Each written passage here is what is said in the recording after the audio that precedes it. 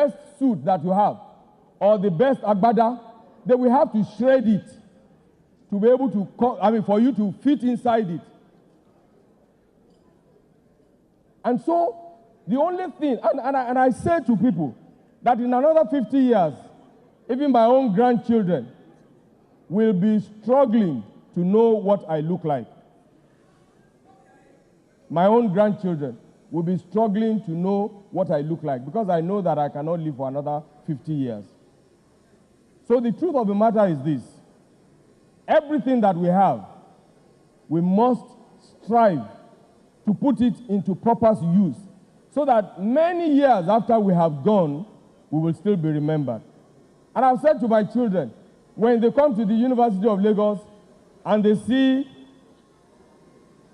Ife Oyedele School of Basic Studies or something like that, they will be proud of me. And this is the reason why I have specially chosen people with passion for humanity to come here today and to listen to us and to help us. And that's the reason why all of you are here today. But I know and I do recognize that the fingers are not equal. And so it is not all of us that can have the wherewithal to donate money, to establish foundations and so on and so forth. But there is nobody here who does not have a mouth. You can talk to somebody. Do you know that Chief Fanimoku is not even an alumnus of the University of Lagos? Somebody spoke to him. And to mark his birthday, Papa just decided that, look, what is the purpose of having all of this? You know, when we visited one of our friends about 2 weeks ago, just to introduce ourselves, and he said to me, what exactly do you want? And I said to him, we don't need anything. The gentleman looked at me and said, how can it be possible? You are not raising funds? I said, no. He said, I will put 1 billion naira in a fixed deposit in the name of the University of Lagos Alumni Association in perpetuity. And this is the reason why we have the boldness to say we want to build a student hostel worth 4.5 billion naira. This is the reason why we say that we want to refurbish our alumni secretariat so that it will compete, because we have traveled all over the world and we've seen what alumni secretariats look like. We have seen what they look like, and we are going to turn the University of Lagos Alumni Association to the same standard. In actual fact, to a better standard.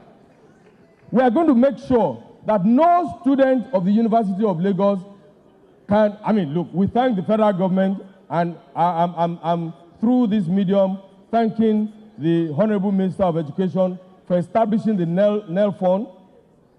When we were entering university, I think I entered university 48 years ago. We didn't have to leave school because of funding. But today, the federal government has established the NEL Fund and makes it possible for students to receive stipends every month, so that nobody goes to bed hungry.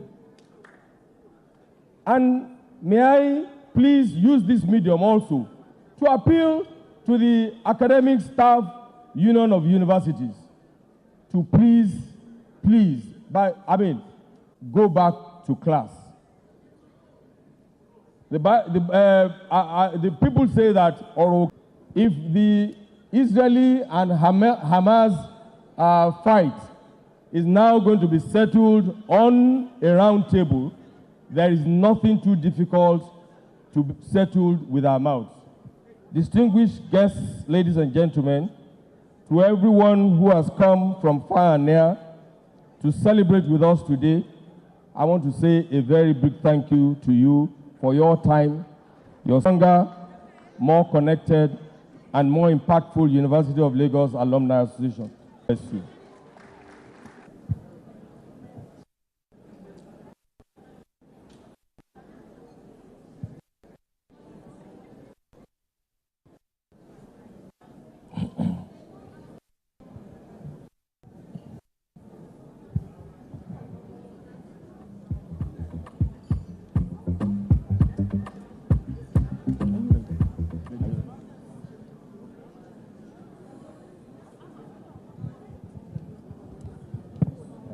we count it a privilege working with the association and the NEC, the leadership team, to be able to build this app.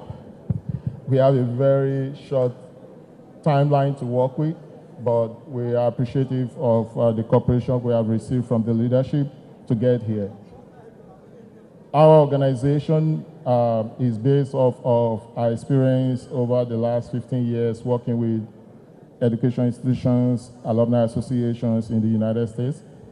And we are happy that we are in Nigeria now and helping institutions to raise funds for endowments and scholarship to support student success and preserve long-term viability of our institutions. So we want to thank the leadership of the associations, the executive members that have given us this opportunity. Now, what we have built is a web app and also a mobile app. In about a week or so, the mobile app will be deployed on Google Play Store. As we speak, we expect that approval to go through in any moment. But for now, this is the web app, and this is not just a web application. This is an app that has been built for a virtual connectivity globally.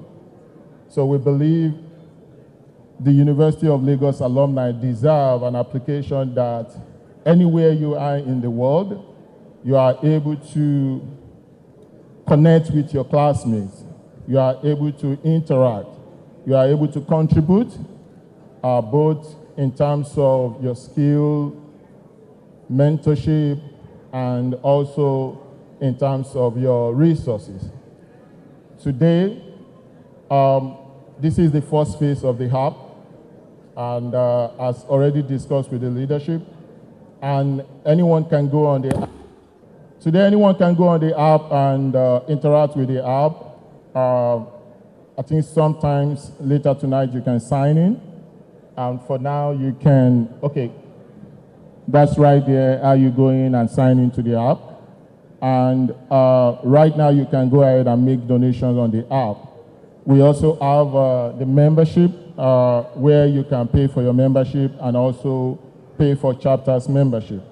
So in the coming days, the app will be available on Play Store, on App Store, and it's going to put the University of Lagos, which is already the university of first choice, on a global map, globally, so that alumni everywhere will be able to interact and be able to contribute and also be able to connect with the rest of their mates.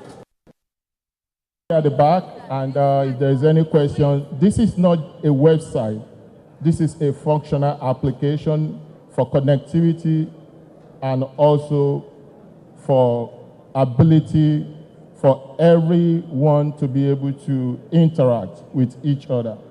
So if there's any question, I'm available across the room. So right now you can go into www.unilagalumni.com or unilagalumni.org. Those two URL will take you directly to the site, and you'll be able to interact and connect with others. And in a few weeks, the app will be available on the Play Store and the Apple Store. Thank you, everyone. We will begin with Alumni Lifetime Achievement Awards. Ladies and gentlemen, public sector. Honorable Justice Kudirat Kekereko, GCON, the Chief Justice of Nigeria. Ably represented. This is the citation of Honorable Justice Kudirat Kekereko, GCON, CFR, JSC.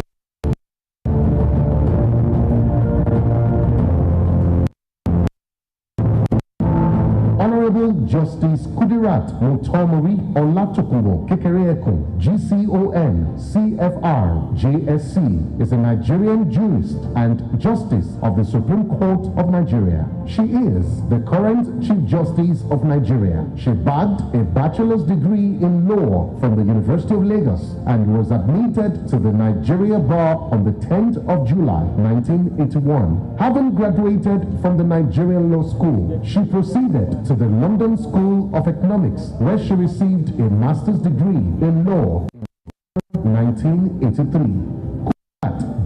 The Lagos State Judiciary as Senior Magistrate 2 and rose to the position of the State High Court Judge. She served as Chairman of Robbery and Finance Tribunal Zone 2, Ikeja, from November 1996 to May 1999. In addition to her career, appointed to the bench of the Nigerian Courts of Appeal in 2004, the appointment as Justice of the Supreme Court of Nigeria in July 2013, the fifth and youngest female to be so appointed.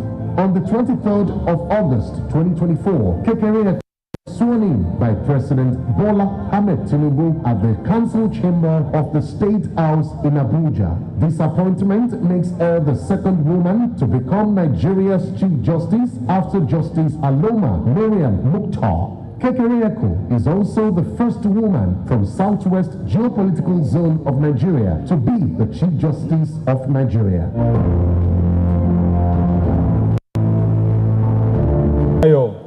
Kekereekun. Oye Kekereekun, the son of Justice Kekereekun. And may I please respectfully invite the Honorable Minister of Education, Dr. Maruf Alausa, to please come and do the presentation.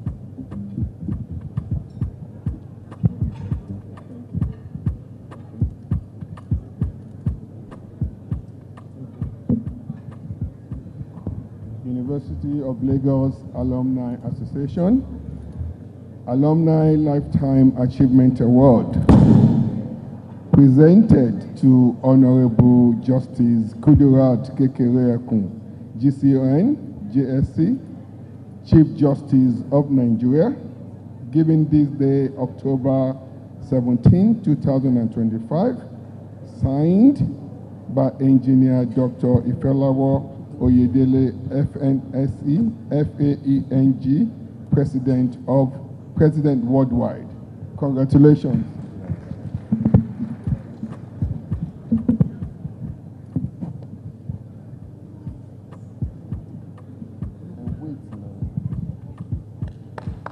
Thank you very much.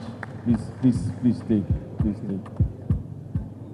May I please invite the Olorogun Dr. Sonny Folonsho Kuku, OFR, FAS, FAMEDEDS.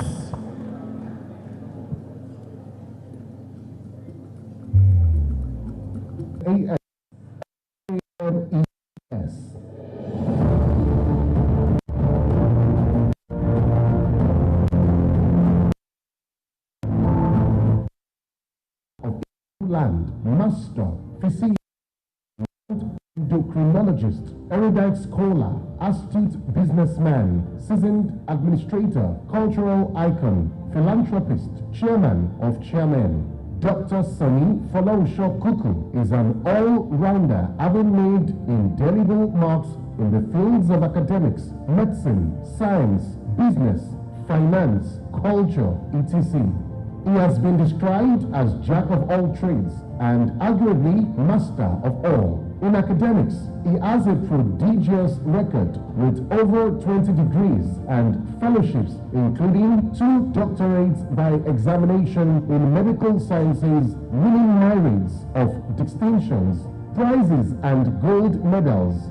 In science, his contributions have been adjudged, seminal and impactful to the extent that he was selected FAS Fellow of the Nigerian Academy of Science, and FAMEDS, Fellow of the Academy of Medical Sciences, both very prestigious apex bodies and the highest a scientist can aspire to.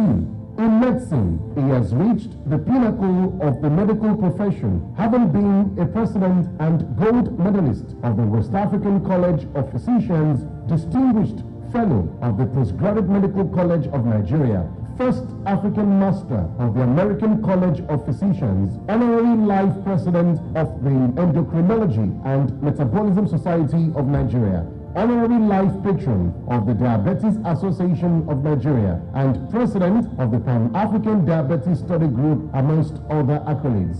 In business, he is regarded as a forerunner in introducing medicine as a formal organized business in Nigeria, having, along with his two partners, co-founded the famous, iconic, and prestigious Eco Hospital, which was the first and so far the only quoted hospital group on the prestigious Nigerian Stock Exchange, and is the first private hospital recognized by the federal government as a tertiary hospital in Nigeria. In the finance world, he has been on the boards of many blue-chip institutions and was the chairman of the first-tier Ecobank, Nigeria, and became chairman of Nigerian Banks and president of Bank Directors Association of Nigeria. In public service, he has chaired 4 tertiary institutions, 2 universities, Olabisi Onabanjo University and University of Benin, Teaching Hospital, Obafemi Awolowo University, University College Hospital, Ibadan, Nigeria's premier teaching hospital.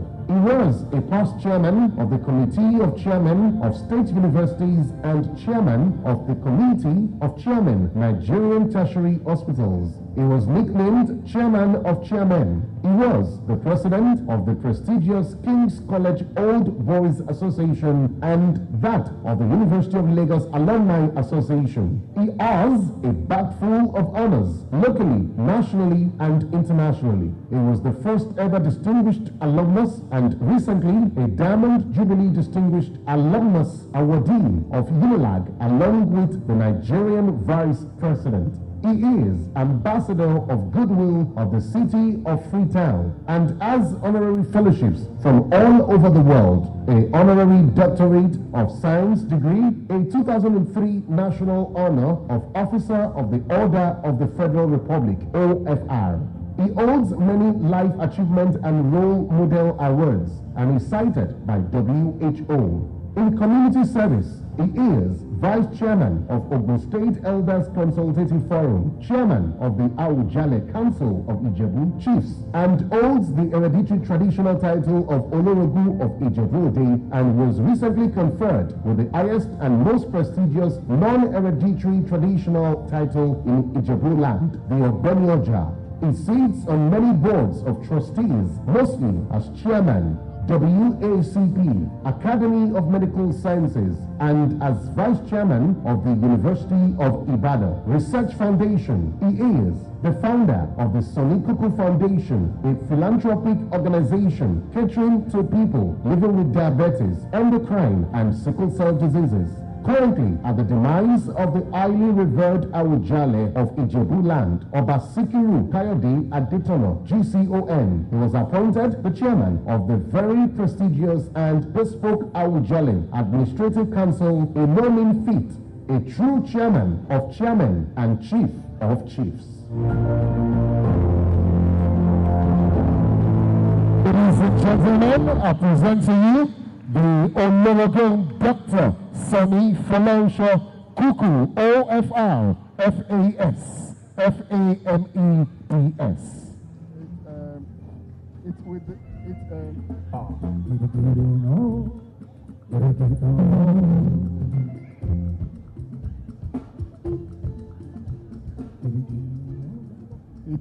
with a distinct honor and privilege to present this award to my mentor, my uncle.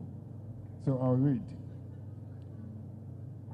University of Lagos Alumni Association Alumni Lifetime Achievement Award presented to the Olorogun Dr. Sonny Kuku, OFR, FAS, FAMET, co-founder, Eco Hospitals PLC. Given this day, October 17, 2025, signed by Engineer Dr. Ifeoluwa Oyedele, FNSE, FENG, President Worldwide. Congratulations, Olorogun.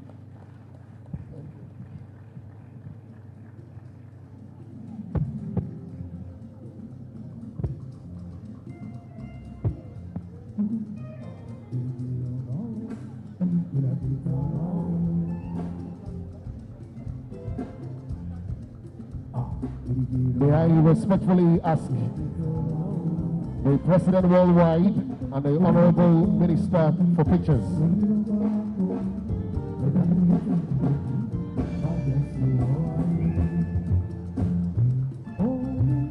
To respectfully invite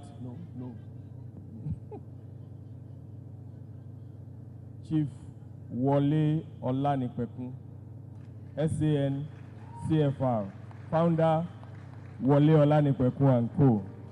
You will note that I deliberately did not address him as Pro-Chancellor and Chairman of Council of the University of Lagos Alumni Association. Because if that was his only title, he will not be qualified for this award, at least not now.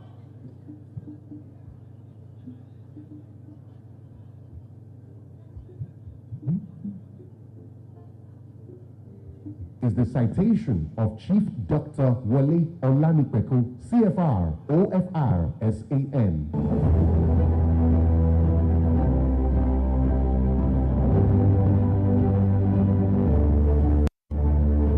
Chief Oluwole Oladapo Olanipekun was born on the 18th of November 1951 in Ikere-Ekiti, Ekiti State. He is a Nigerian lawyer, former president of the Nigerian Bar Association and Advocate of Nigeria. Chief Olanipekun SAN attended Amoye Grammar School in Ikere-Ekiti, Ekiti State, southwestern Nigeria, but obtained the West Africa School Certificate at Ilesha Grammar School before he proceeded to the University of Lagos, where he received a bachelor's degree in law. He was called to the bar in July 1976 after graduating from the Nigerian Law School. Subsequently, he attained the rank of Senior Advocate of Nigeria in July 1991 as the youngest advocate ever to have received that honor. That same year, he was appointed Attorney General and Commissioner for Justice of Ondo State and served for 2 years. In 2002, he became the president of the Nigerian Bar Association. In 2003, he was appointed the vice president of the Pan-African Lawyers Union. In January 2007, he became a life bencher appointed by the Nigerian Body of Benchers. Chief Oluwole Olanipekun is the principal partner of Wole Olanipekun and Co., a leading law firm in Nigeria with headquarters in Lagos State, Nigeria, a branch in Abuja, and presence in all the states in Nigeria. Chief Olanipekun was the Pro-Chancellor and Chairman of the Governing Council of the University of Ibadan between 2004 and 2006. He was also a former member of the Governing Council of the University of Ado-Ekiti, Ekiti State, and an associate law lecturer in a few universities in Nigeria. As the chairman of the council, he spent vast resources to uplift the institution. He constructed a modern 350-capacity lecture theatre hall for the Faculty of Law at the University of Ibadan. As the chairman of Ajayi Crowther University, ACU, he built the Vice-Chancellor's Lodge and constructed roads and buildings in honor of his wife and mother. In Ikere-Ekiti, his hometown, he built and donated an ultra-modern church and vicarage to honor his father. He also built an hospital and a computer laboratory and instituted the Wole Olanipekun Scholarship Board, through which numerous Nigerians have and are still benefiting. He is a fellow of the Chartered Institute of Arbitrators, a fellow of the Nigerian Institute of Advanced Legal Studies, a fellow of the Nigerian Institute of Chartered Mediators and Counselators, and a fellow of the College of Education. Chief Olanipeku is a recipient of 2 national awards, Officer of the Order of the Federal Republic of Nigeria, OFR, and Commander of the Order of the Federal Republic of Nigeria, CFR. On the 19th of May 2024, President Tinubu appointed Chief Olanipeku as the Chairman, Government Council of our great alma mater, the University of Lagos. Exactly 2 months after that, he was conferred with an honorary doctorate degree, Doctor of Law and Administration by Babcock University, Ilisho, Remo. Chief Olanipeku is very passionate about the growth and development of the University of Lagos. Ladies and gentlemen, I present to you Chief Wale Olanipeku, SAN, CFR.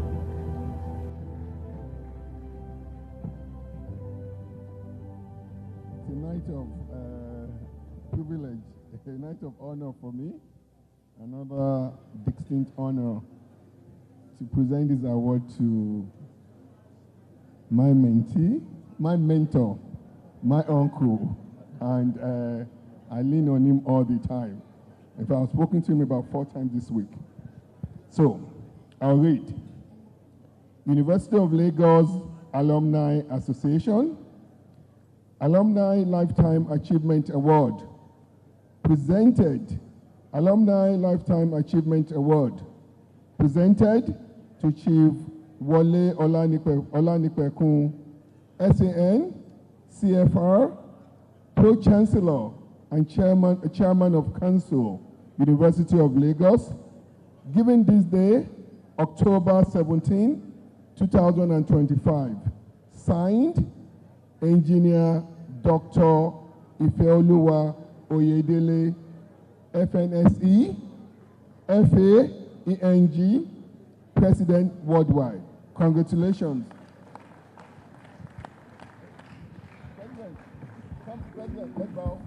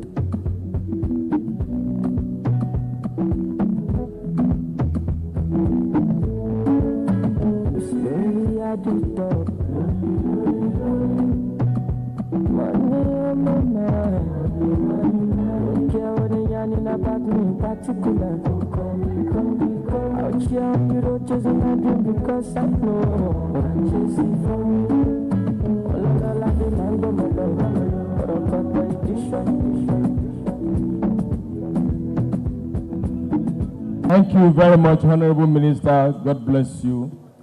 May I respectfully invite the representative of the Vice President, Dr. Miriam Masha, to please step on the podium.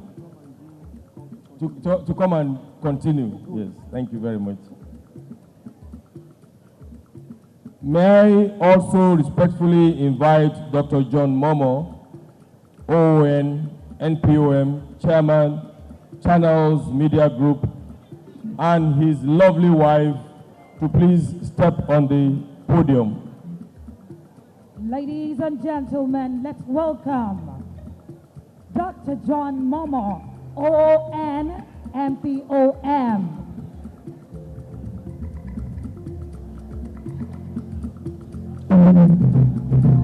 Multimedia, please.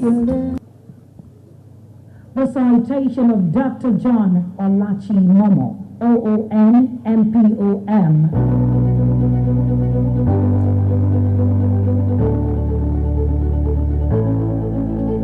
Dr. John Momo is the chairman of Channels Media Group and chairman chief executive officer of Channels Television. He is a renowned broadcast journalist with vast experience spanning more than 4 decades. Before founding Channels Television in 1995, Dr. Momo worked variously as news anchor, senior reporter and producer for Nigeria's national radio and television stations. In 25 years, he has gone from being a star employee to creating a multi-million-dollar media enterprise, employing over 400 staff across Nigeria and Africa and reaching the world with the same business model that analysts predicted would fail. His vision, passion and tenacity are balanced by a willingness to reinvent and pivot where necessary. He is a graduate of the University of Lagos with a Master of Degrees in International Law and Diplomacy and a BSc with honors in Mass Communication. John Momo also received diploma from the Thompson Foundation, Cardiff, Wales. He is a fellow of many institutions. He is the immediate past chairman of the Broadcasting Organization of Nigeria, BON, the first private broadcaster to be so elected to lead the organization. He is a recipient of many honors, including National Productivity Order of Merit Award, the National Honor of Officer of the Order of the Niger, OON, Lifetime Achievement Award by the Nigerian Information Society, Entrepreneur of the Year by Faith Foundation Nigeria, and Distinguished Alumni Award from the Lagos Business School, among others. His television station, Channels TV, is the only Nigerian and indeed African broadcaster to have won the Television Station of the Year award a record 17 times, 7 of them consecutively. Dr. Momo served as president worldwide University of Lagos Alumni Association between 2018 and 2022, where he championed lots of fundraising efforts and achieved many feats. John Momo is happily married to Shola, also a broadcaster, and they are blessed with 3 children. Ladies and gentlemen, I present to you Dr. John Momo, OON, NPON. Congratulations. I was just telling you I used to watch you as a child, presenting NTA News. And I get to do this. It's indeed an honor. So, Alumni Lifetime Achievement Award presented to Dr. John Momo, OON, NPOM, Chairman Channels Media Group, given this day, October 17, 2025, signed by Engineer Dr. Ifeluwa Oyedele, FNSE, FAENG, President Worldwide. Congratulations.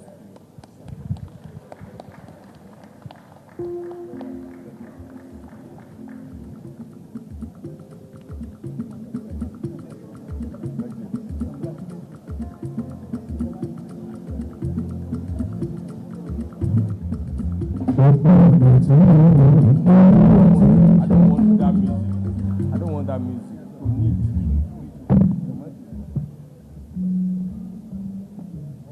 College of Tech Governing Council, Dr. Ibrahim, Old Boys Association, Lagos, 59/63 set, Chief Shasi of Lagos, and Oluri, representing His Royal Majesty the Oba of Lagos, Papa and Mama Labi Williams, Chairman, Summit University, and his wife, Mr. Oye Akishemoy, President, Nigerian Vietnam Chamber of Commerce and Industry, Alhaji M.A. Olagbaye Oluwalugbo, Pastor Engineer Tunde Shutabe, representing the Association of Retired Permanent Secretaries and Heads of Services of Lagos State, and Brother Laolu Idowu, President, Board of Governors, Methodist Boys High School, Lagos. Multimedia, please. Multimedia, please. The citation of Chief Kesentin Adebukola Adebutu. Oh, multimedia, that is not the next. Chief Tunde Fanimoku is a prominent Nigerian civil servant who served as the permanent secretary in Lagos State during the administration of Alhaji Lateef Jakonde, who was governor from 1979 to 1983.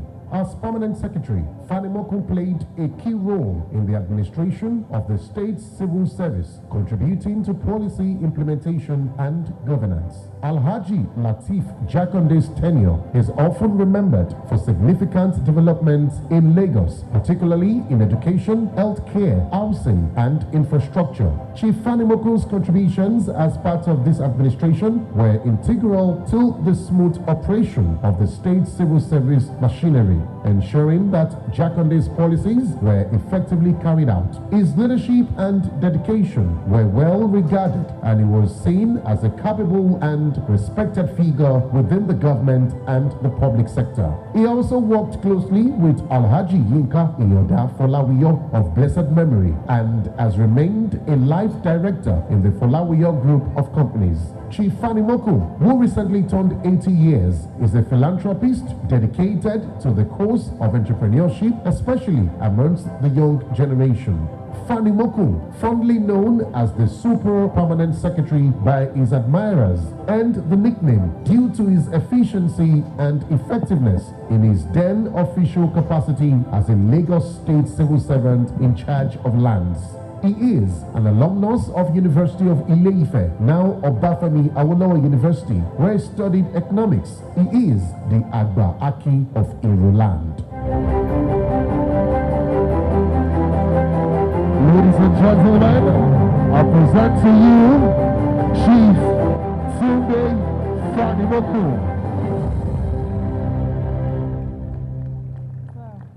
Our Super Permanent Secretary, sir.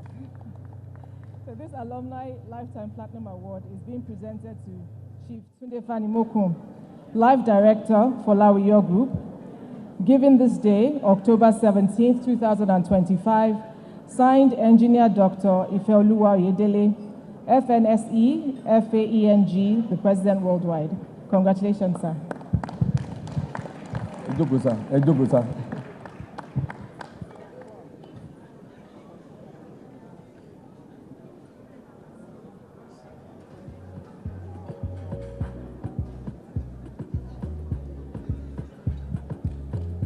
Please, let's give him another round of applause. Another round of applause. You don't know what this man has done to University of Lagos and 12 higher institutions in Nigeria, including the Wesley University, a Christian school, a Christian university owned by Methodist Church of Nigeria. Baba has done wonderfully well for them. And I think all of us should rise up and give him a round of applause. Please, please do it. Please. He deserves it. He deserves our respect and honor. Thank you, sir. God bless you, sir. As I always say, sir, Baba, àìsàn lo ìgbà yín. Dẹ̀ ní fi ìgbà lo àìsàn. Bó ṣe lè wù kẹ́ pẹ́ tó láyé ẹ̀dẹ̀ máa pẹ́ ní mo rórí àwọn ọmọ yín ò ní sunkún lórí ẹnikẹ́ni nínú wọn. Thank you very much, sir. We are very proud of you. You are a living example of what humanity is all about. We are very proud of you, sir.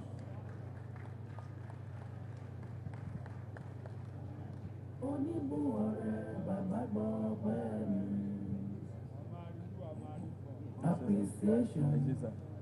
Mo dúpẹ́ oníbù ọ̀rẹ́ bàbá gbọ́ pẹ́ mi.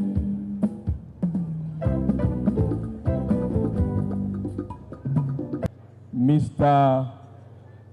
Ladi Adebutu, representing Papa Chief Kesintin Adebukola Adebutu, to the podium, please.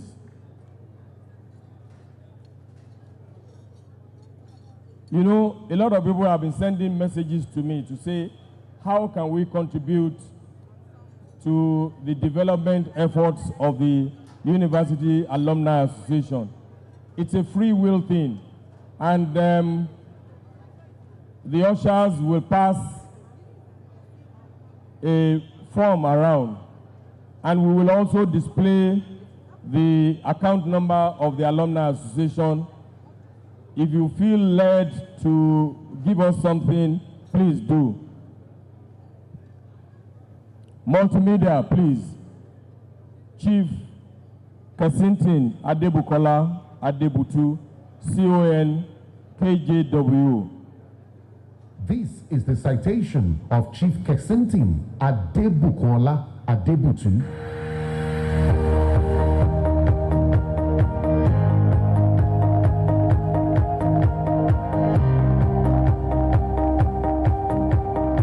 Chief Kesintin Adebukola Adebutu, popularly known and referred to as Baba Jebu, is a renowned the Premier Lotto Limited PLL, also known as Baba Ijebu, a gaming company which was incorporated in 2001. PLL was established to carry out the Lotto business in Nigeria, while its foundation, Kesintin Adebukola Adebutu Foundation, caters for the less privileged and also supports hospital patients and their education. His principle that an educated and healthy soul can never be hungry was the drive behind the establishment of the foundation. Coming from a humble background, Chief Adebutu was born on the 24th of October 1935 to late Alhaji Karimu Folari and late Alhaja Seliat Peru Remo. He was at Ijero Baptist School, Apapa Road, Ebutemeta in Lagos to complete his primary education. He was admitted into Baptist Academy, Lagos for his secondary education in 1950. Completed at the Shagamu, Ogun State, in 1955. A very intelligent student, he topped his class in the school living certificate examination. His brilliant educational background, no doubt, is a precursor to his love for education, with many philanthropic gestures to countless educational institutions across the country. Shortly after he completed his secondary school education, he was employed at the Classic Chemical Limited, a pharmaceutical company that produces Andrews liver salt and Cafenol, amongst other drugs. He rose from the position of a salesman to the position of sales manager until he left the company in 1963 for his own establishment, Premier Lotto, a business that brought him to limelight. Chief Adebutu partnered with his friend, Chief Solomon Adebayo Ayoku, and worked with him to make the business a great success. With the huge proceeds realized from the pooling business, they diversified into other businesses like agriculture, manufacturing, estate management, entertainment, and so on. Today, the betting game, which started with a little amount of money, has grown into a multi-million-dollar betting business, which has helped in transforming the lives of so many, putting food on the tables of the poor and needy in the society. The company is now being run by a team of seasoned individuals who have well over 40 years of experience in the gaming industry, and they have successfully used their wealth of knowledge and experience to develop, sustain, and the business, thus giving the rise to one of the biggest lotto businesses practiced in West Africa today. The philanthropic gestures of Sir Kesintin Adebukola Adebutu to educational institutions are legendary and evident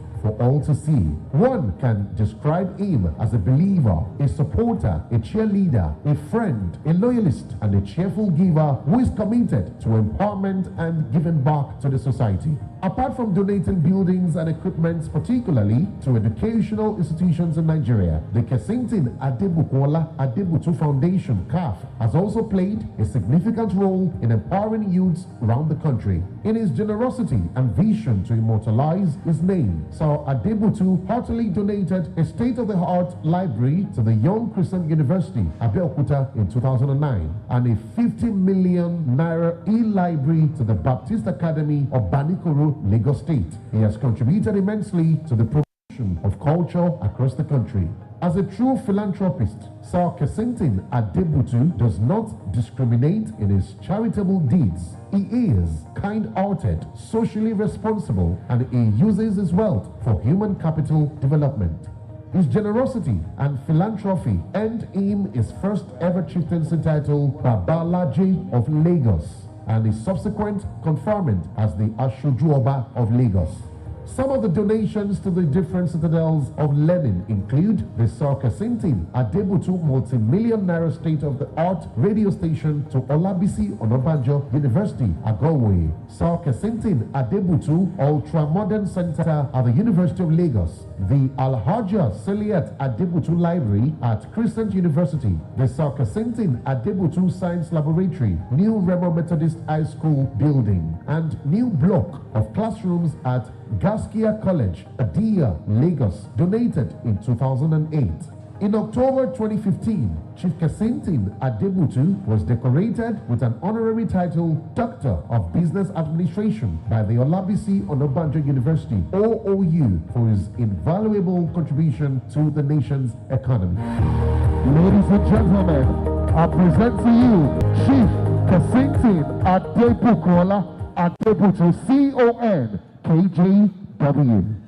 Represented by his son, His Excellency Ladi Adebutu. Congratulations. Should I whisper it? Dakmada. Alumni Lifetime Platinum Award being presented to Chief Kasintin Adebukola Adebutu, CON, KJW, the Chairman, Premier Lotto Limited, given this day, October 17, 2025, signed Engineer Dr. Ifeoluwa Oyedele, FNSE, FAENG, President Worldwide. Congratulations.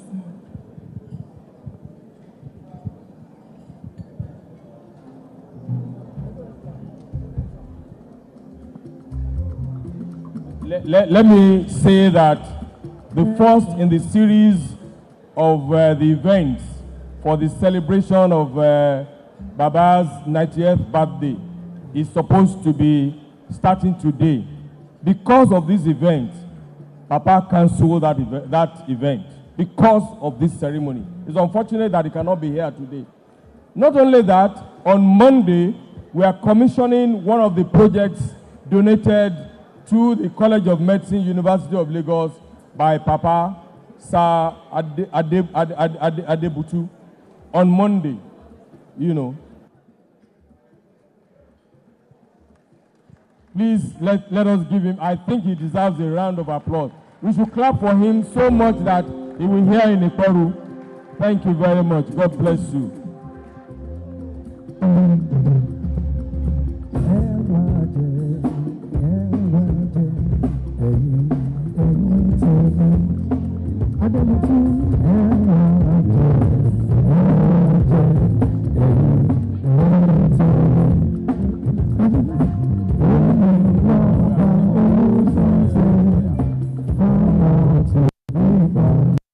Bamidele, CON, Senate Leader of the Federal Republic of Nigeria, to please come on stage with all of the senators here present, all of the members of the National Assembly here present. And I'm not sure that you know why we are decorating this gentleman. And I think, Jennifer, please come with the Senate Leader. All of the distinguished senators, please.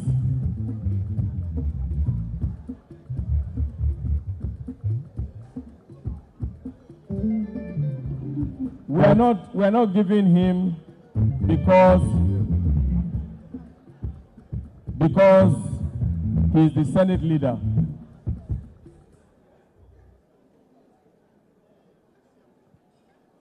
But this gentleman has devoted all that he has to the promotion of the University of Lagos.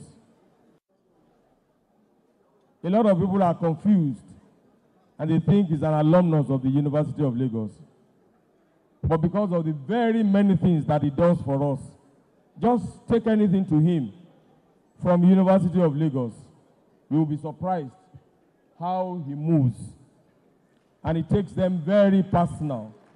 And it's for this reason that we have, you can see that he's one of the youngest awardees here today. But we are very pleased to have him. Multimedia, please. Of Senator Michael Okpeyemi. The Vice Chancellor, please. Vice Chancellor.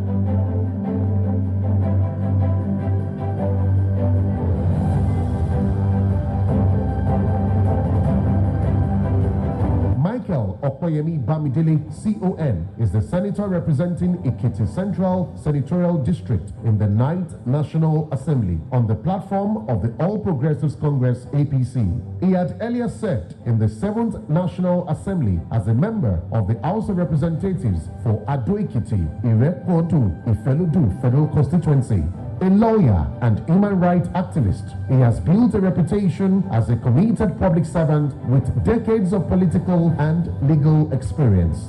Born on the 29th of July, 1963 in Ekiti State, Senator Bamidele is the son of Sir Stephen Ogunjuibe and Madam Juliana Tinuola Bamidele. He earned a BA in Religious Studies from Obafemi Awolowo University, an LLB from the University of Benin, a BL from the Nigerian Law School, Lagos, and an LLM in Intellectual Property from the Franklin Pierce Law Center, University of New Hampshire Law School, USA.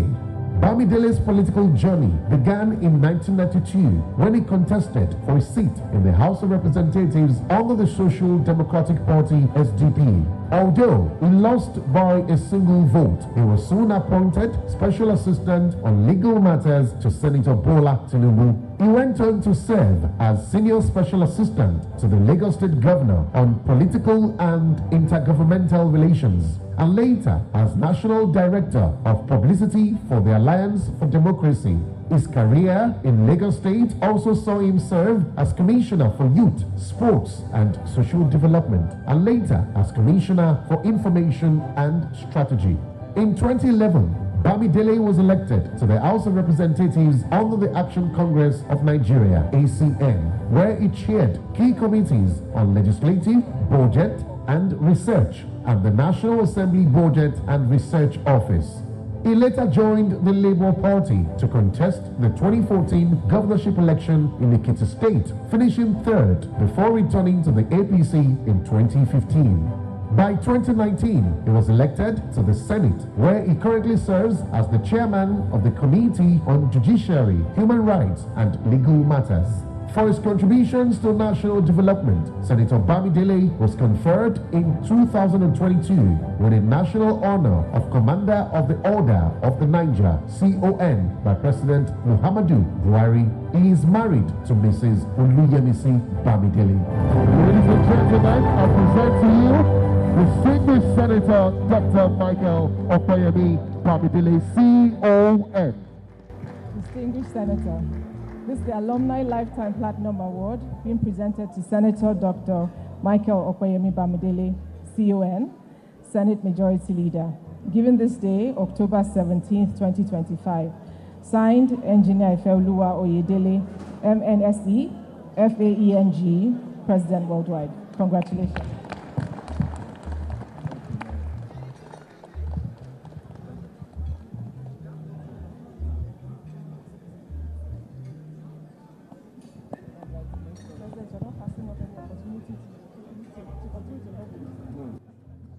The distinguished Senator Okpeyemi Bamidele would like to say one or two words, please. Well, my dear brother, the Honorable Minister of Education, my distinguished colleagues, Senator Eshilokun, and other colleagues from the House of Representatives who are here, Chairman, Governing Council, Rector Yabatek, our chief host in the real sense of it, or you could say hostels, the Vice Chancellor, and of course, ultimately taking it from behind, representatives of His Excellency the Vice President. And of course, Pro-Chancellor is here, as well. Thank you so much. Let me just say, Mr. President of the alumni, President worldwide, because you are not just president. And I see my brother, the former Vice Chancellor, Professor Budipe. It's really my pleasure to be a part of what's going on here. I was not privileged to attend the University of Lagos, but I attended the University of Ife, now known as Obafemi Awolowo University, which is what we call the greatest school. And then later I attended the University of Benin for another degree in law. But I missed narrowly attending this university. And I had said all of those things just for me to make this point. I was admitted into the School of Mass Communication of the University of Lagos to do my postgraduate degree. And that was at the instance of Professor Raf Akifele. And 2 days after I got that letter, I got another letter from JAM offering me a direct entry into the University of Benin to study law. If UNILAG would have allowed me then to change to law, I'm sure by now I'll be able to call myself an alumnus. But understand that I remain committed to this university because I was admitted into this school. The only thing is I'm not parading any certificate from this school, but I have a letter of admission to parade. So I just want to be sure that I want you to know I really appreciate this. It's an extreme honor for me, and I received this. Senator Eshilokun attended University of Lagos on my behalf. And many of them who are here also did that. Honorable Balogun did, and of course, I've also seen several of them. I've seen the MD of POI, NALDA, DG, and all of them. I just want to thank all of the government officials who are here. I see the House Deputy Minority Whip, who is also here, Honorable Ali. I thank all of you, and I'm grateful. And this is the Professor Raf Akifele. Prof, thank you so much again. I remain committed, and by God's grace, I would extend my constituency to include the University of Lagos in the next budget of the Federal Republic of Nigeria. And we will talk about that. God bless you. Thank you so much. Thank you very much, my friend and my brother. You didn't mention that I'm your leader in APC. You didn't mention that I'm your leader in APC. I mean, you must tell everybody. I mean, I'm the one who designed the logo of the party. So I joined the party before you. Yes, now, we invited all of you. Abi, from the merger committee. Thank you so much. But I know those who really work so hard to keep APC standing and edited our law. I seated there, they will not even own up. I recognize Chief Wole Olanipekun, SAL.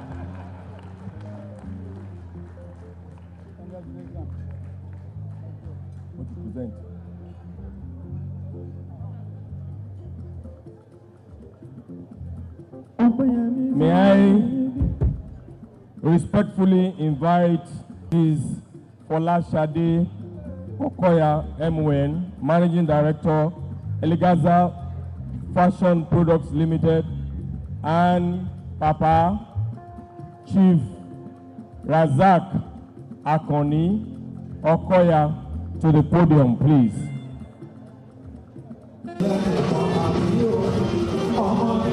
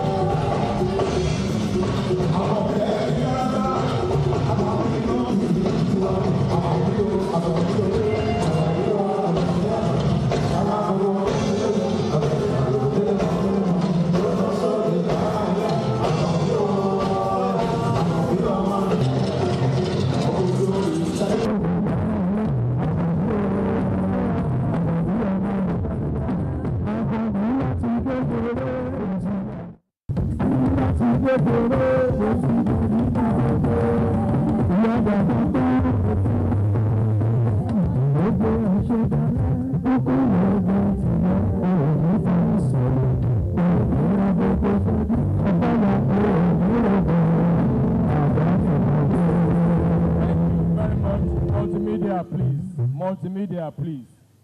This is the citation of Chief Dr. Folashade Noimot Okoya, M.O.N.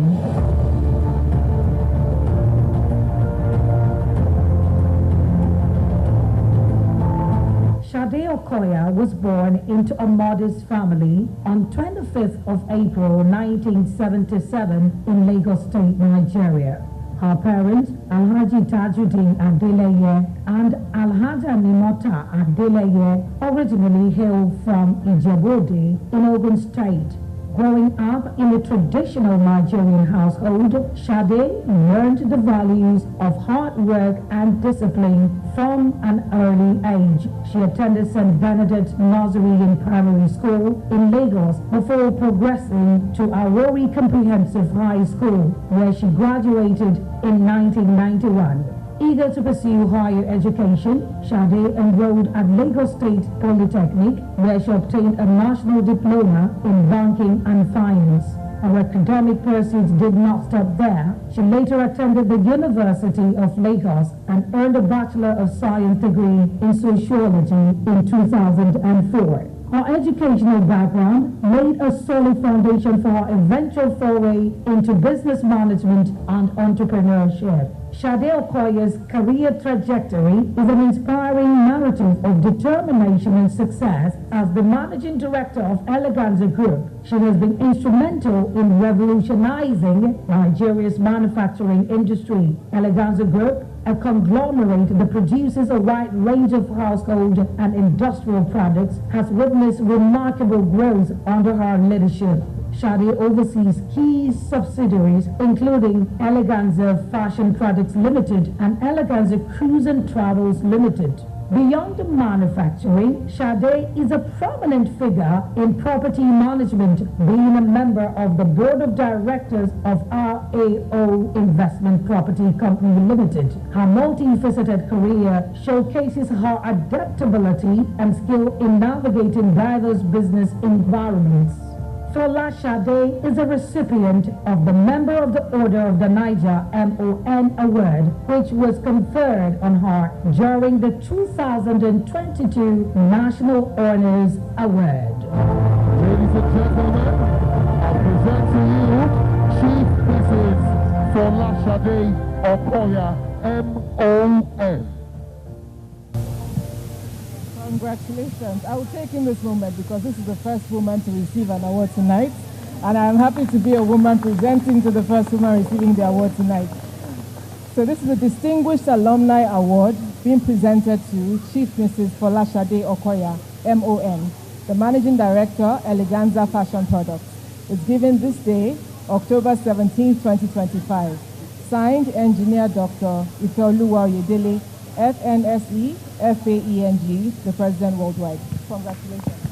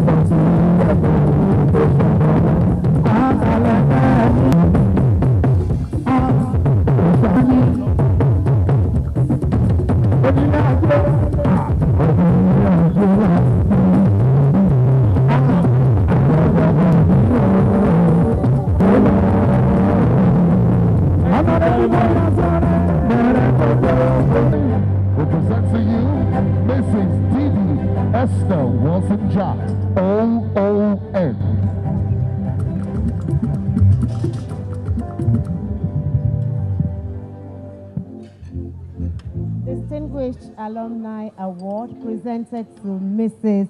Didi Esther Watson-Jack, OON, Head of Civil Service of the Federation, given this day, October 17th, 2025. Signed, Engineer Dr.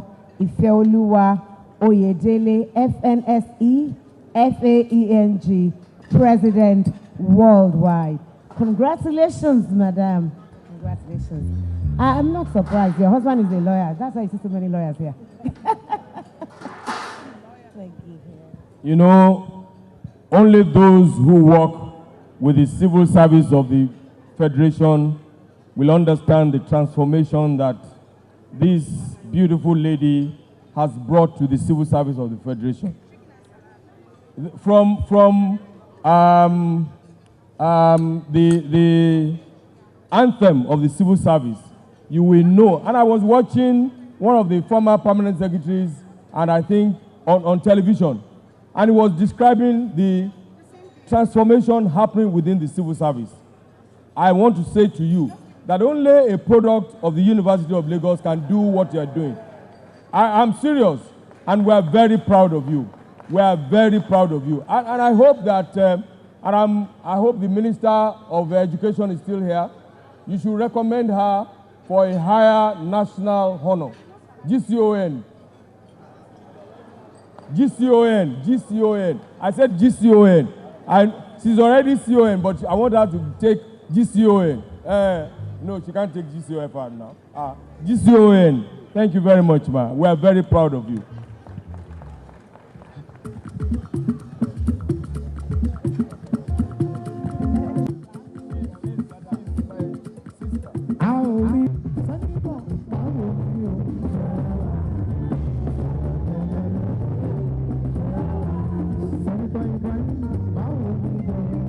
Ibrahim Hassan Takwano, OON.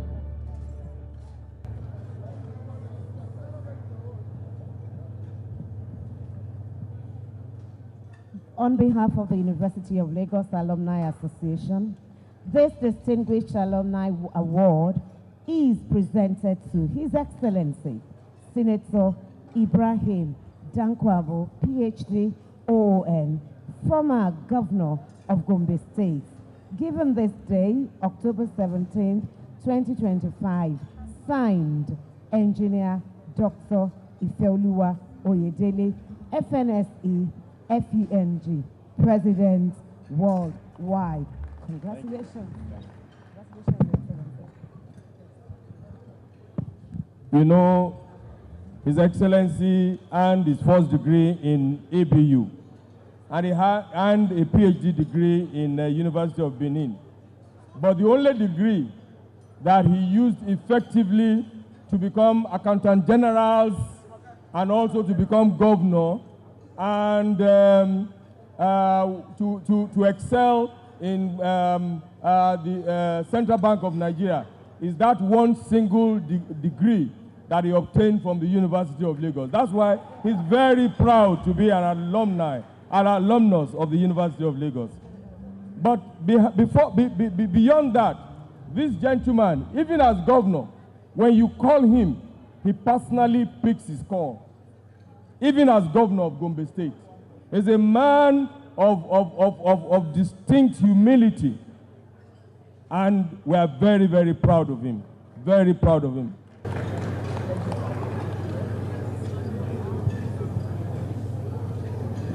Congratulations, Your Excellency. Thank you very much.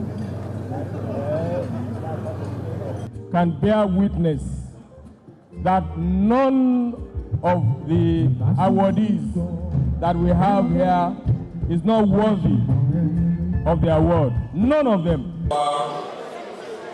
With his wife, Kola, you are too fast.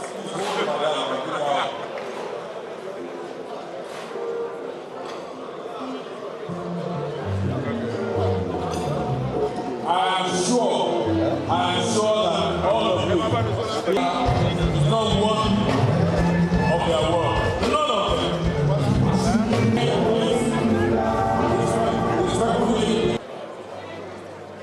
His Excellency, the Deputy Governor of Ogun State. Okay, Your Excellency, the Deputy Governor of Ogun State, please join us here.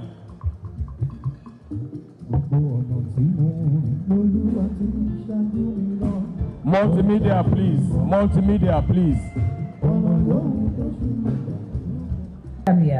Finance, education, international trade and diplomacy. Kola serves as Group Managing Director of Sahara Power Group, a member of the Sahara Group, a leading global energy and infrastructure conglomerate noted for bringing energy to life responsibly. He drives Sahara Power Group, a mission of responsibly delivering energy solutions across Nigeria and Africa, contributing significantly to socio-economic development through sustainable power generation, distribution, and alternative energy solutions, with emphasis on environmental sustainability and preserving the planet.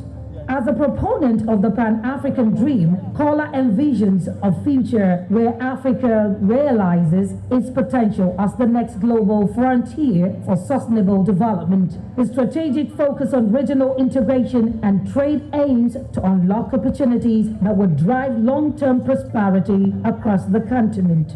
Kola Adesina holds a bachelor's degree in insurance, a master's degree in business, and a master's in international law and diplomacy. He is an associate of the Chartered Institute of Insurance. He is also an alumnus of the Harvard Business School Executive Education and the Wharton School Advanced Management Program. In recognition of his outstanding contributions, he was awarded a fellowship by the Nigerian Society of Engineers, FNSE. He was recently conferred on 16 January 2025 an honorary doctorate degree honoris causa by the University of Lagos.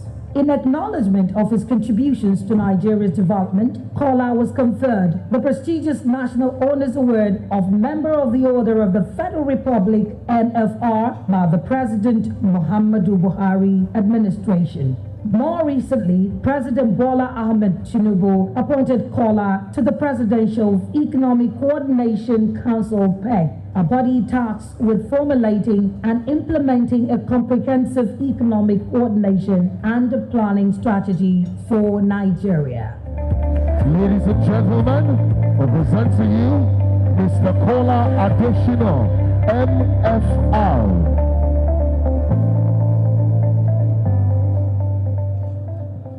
Your Excellencies, Your Royal Highnesses, distinguished ladies and gentlemen, it gives me great pleasure on behalf of the University of Lagos Alumni Association to present this distinguished alumni award to Mr. Kola Adesina, MFR, Group Managing Director, Sahara Power Group, given this day, 17th of October 2025, signed Engineer Dr. Ifeoluwa Oyedele, FNSC, FANG, President Worldwide.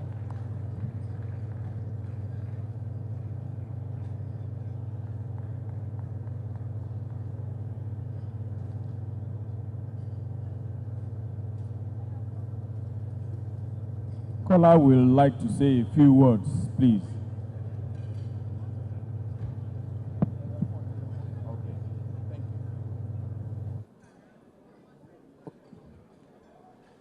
Well, I can speak while the pictures are being taken. I've had the privilege and the honor of receiving 4 certificates from University of Lagos, but unknown to a lot of people, the best certificate I got is my wife. Thank you very much for this award. God bless you. May your day of honor come quickly. Thank you.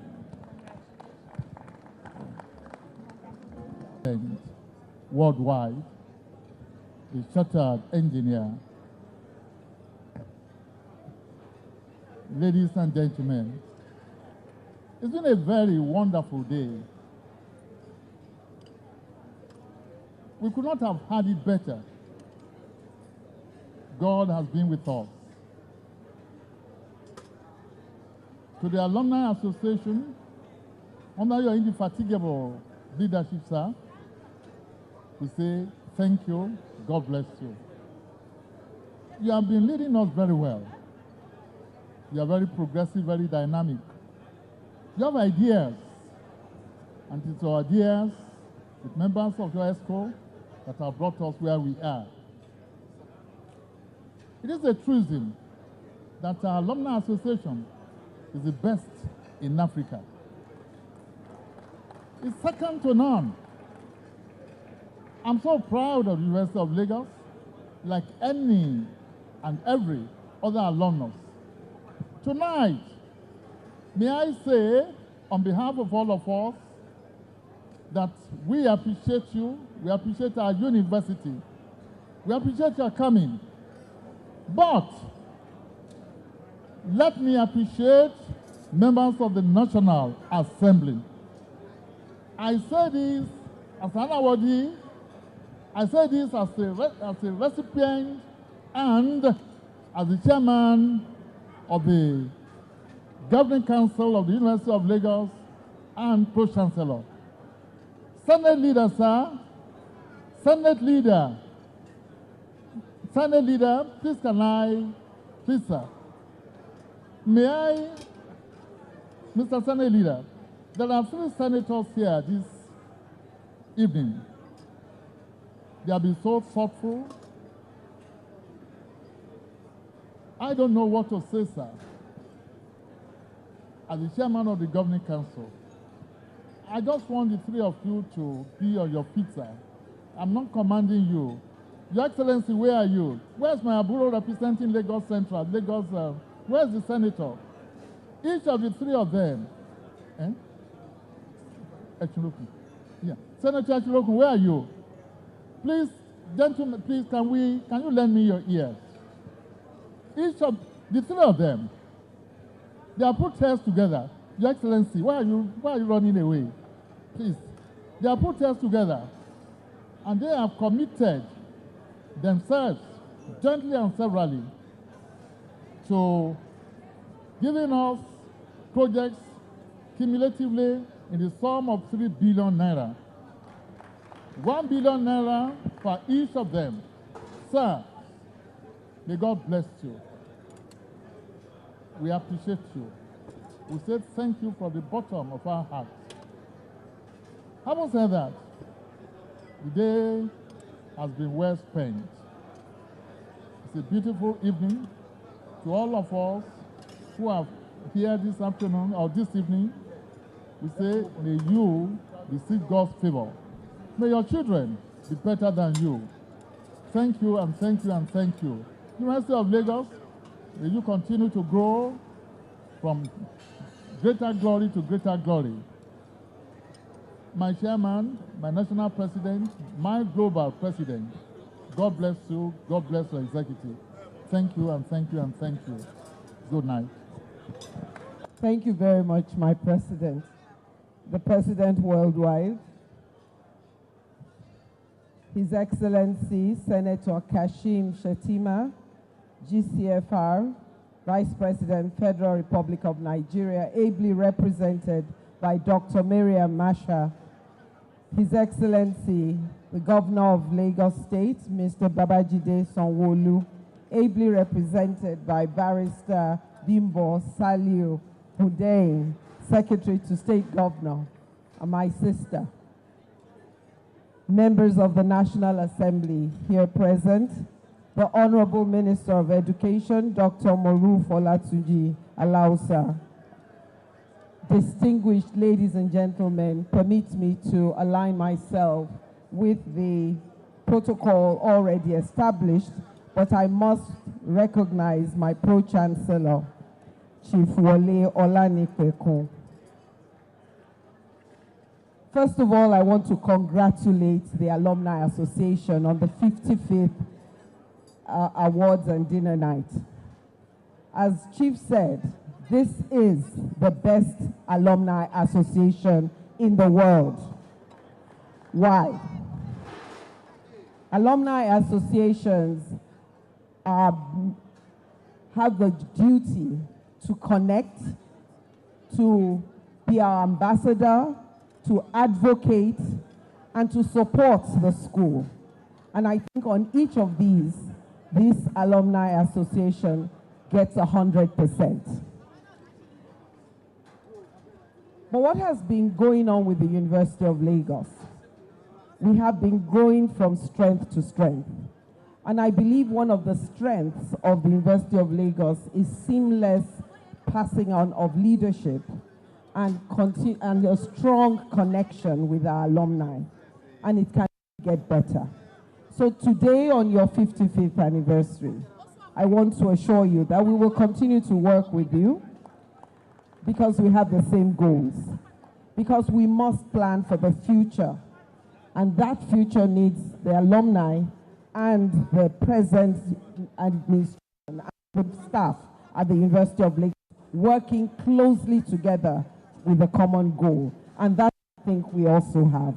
So I want, on behalf of the school, to thank the alumni president, world team, the various chapters of alumni in the country and in the diaspora. We have enjoyed working with you, and I can see that we will continue to work with you. I believe that our goals will continue to be aligned. Please give her a round of applause. You don't know who deliberately exempting both of them. We will take the cake to them. The Honorable Minister, the leader of life. And you can't argue with it, because my name is Oyedele, and her name is Oyedele. So when they carry out this assignment before you leave,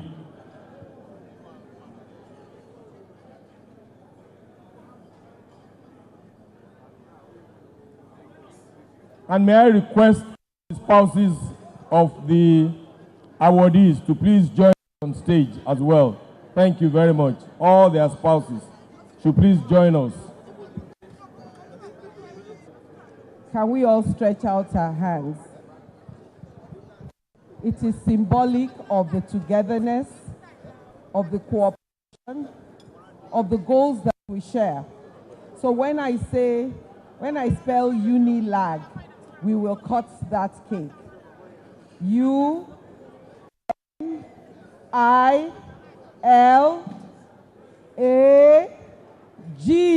UNILAG. Congratulations.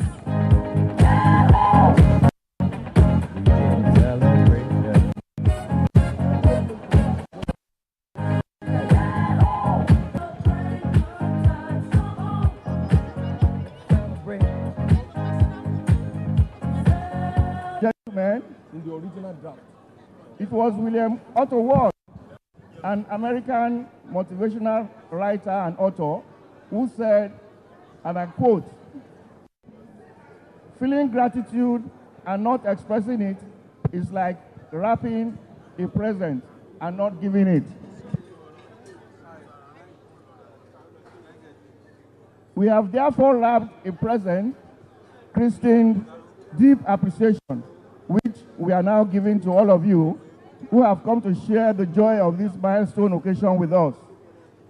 Special appreciation to Your Excellencies, distinguished awardees, guests of honor, royal fathers, our special guests, for your kind support in all ramifications. To our fellow great Akokites, our alumni secretarial staff, the entire UNILAG community, corporate organizations and individuals who place adverts and goodwill messages in our program brochure, the success of this milestone anniversary celebration would not have been possible without you. Thank you so very much. To our vendors, including the management of Eco Hotels and Suites, we appreciate you all. We also acknowledge and extend deep appreciation to members of the 55th Anniversary Planning Committee, who painstakingly put all activities together, which culminated into the huge success recorded today. We wish to heartily thank the media, especially Channels Media Group, for their unalloyed support in creating superb awareness for the activities commemorating this milestone anniversary. To others who are too numerous to mention, we thank you for your contributions to the success of this event. We wish you safe travels back to your various destinations. Thank you. Distinguished ladies and gentlemen, esteemed members of the University of Lagos Alumni Association, fellow Akokites, and friends of this great institution. It's my honor to stand before you today, representing His Excellency, the Vice President of the Federal Republic of Nigeria, Senator Kashim Shettima, at this landmark occasion, which is the 55th Anniversary Award and Recognition Dinner of our Alumni Association. As an alumni of this distinguished university myself, College of Medicine, University of Lagos, I feel privileged, first to celebrate with us, or celebrate us as it were, and second, to speak on the issue that is deeply personal and national significance, which is the power of alumni. When we remember where we were made, we remember the people, the places, and the principles that molded us. Anniversaries such as this give us an opportunity to reunite, to celebrate with friends, and to honor the distinguished members of our community. But beyond the reunions and the laughters and the photographs is the recognition of alumni as a force of transformative advancement and for safeguarding our future. And it's a reason that I'm here today to share in this joy. I'd like to go to, a lot has been said, and a lot of what the alumni have done have also been shared. But I think that it's important that we recognize, I think, the most single transformative investment, which is the alumni app, which is a platform that will help us in gathering and coordinating alumni support from something that is sporadic or just out of the willingness of people's hearts to make donations, but something that is more coordinated.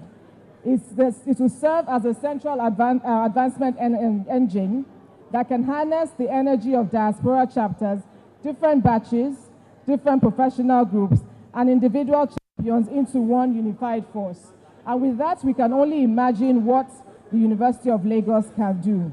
And UNILAG surely will thrive because its alumni believe, they organize, and they act. So once again, it's an honor to see this great institution, the University of Lagos, which is my alma mater.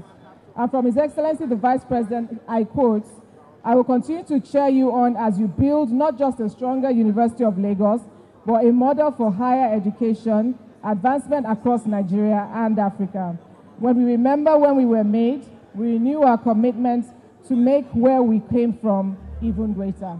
Thank you very much, ladies and gentlemen. Thank you so much.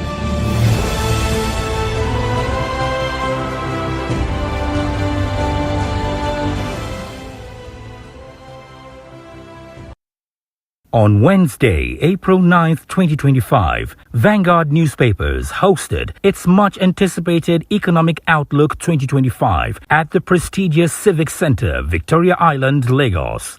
Themed Nigeria's Economic Outlook 2025, Hardship and Pathways to Sustainable Recovery, the event brought together a convergence of policymakers, business magnates, economists, and industry leaders to deliberate on practical solutions for Nigeria's economic advancement. The discourse was chaired by the President of the National Association of Chambers of Commerce, Industry, Mines and Agriculture, NASIMA, Dr. Dele Kelvin Oye, Esquire, who called for stronger partnerships between public and private sectors to combat the nation's current economic challenges. So please, don't take the law into your hands. Anytime you receive anything, report it, and you, the press, have a duty to right the wrong. You don't write only one side. Go to the genesis. If you go to Benue, you go to a Plateau State, you cannot imagine what these things have caused for Nigeria. So, in the above situations, we also encourage and appeal to our local communities to avoid self-help and violence in their dealings with these emerging hunters. Because I think this hunting is a very profitable, I don't know whether. So the above example highlights the complexities and the challenges extremist ideologies, bias in private and public decision making, and the impact on individual and society. They also underscore the importance of education. Because, especially in the North, If we don't educate them, Nigeria are going nowhere. Because one person can control a whole community there. So until we educate them, because the day of election, they will just line up. One person will say, I go and vote for that Makari. That's all. So you must find a way to be inclusive, listen more to people who are less than us, and try and work with them. So this also underscores the power of education, critical thinking, nuanced understanding in leadership of society to prevent acts of violence and poor economic decisions. Mr. Gbenga Defaye welcomed guests and emphasized the media house's commitment to national development through platforms that foster critical engagement and solution-driven dialogue. So as we proceed in today's discourse, let us approach these challenges not with despair, but with determination, because the hardships that we face, though significant, we believe we have the capacity and the innovation and the adaptation to drive growth. So I look forward to a robust exchange of ideas that will contribute meaningfully to charting this course forward. Nigeria's path from current hardship towards sustainable economic recovery and prosperity will be the subject of discourse today, and I believe that we have here the finest of brains across the continent that will help us chart a course forward. So thank you again, and you're welcome to one of Nigeria's most important economic discourse. Mr. Eze Anaba noted that Nigeria's economic situation demands innovative thinking and pragmatic leadership to lift millions out of hardship. It is my pleasure to warmly welcome you to the 9th edition of the Vanguard Economic Discourse. Since its inception in 2017, the Vanguard Economic Discourse has served as Vanguard's newspaper's social investment in Nigeria. That is, our contribution to the national dialogue on economic development. It is a platform for thought leadership and high-level brainstorming aimed at providing insights and alternative approaches to help our public policy executives drive better governance of Nigeria's economy. You will all agree that now, more than ever, Nigeria's economy demands more innovative thinking and pragmatic solutions. The current climate of reforms presents both challenges and opportunities that require informed strategic responses. This is why the theme of this year's discourse is apt: Nigeria's Economic Outlook 2025, Hardship and Pathways to Sustainable Recovery. True to tradition, this year's edition brings together a distinguished faculty of experts whose intellectual capital and professional accomplishment span the economic spectrum. Their presence here underscores our collective commitment to finding meaningful solutions to Nigeria's economic challenges. Delivering the keynote address was Dr. Yemi Kale, former Statistician General of the Federation and current Group Economist at the African Export-Import Bank.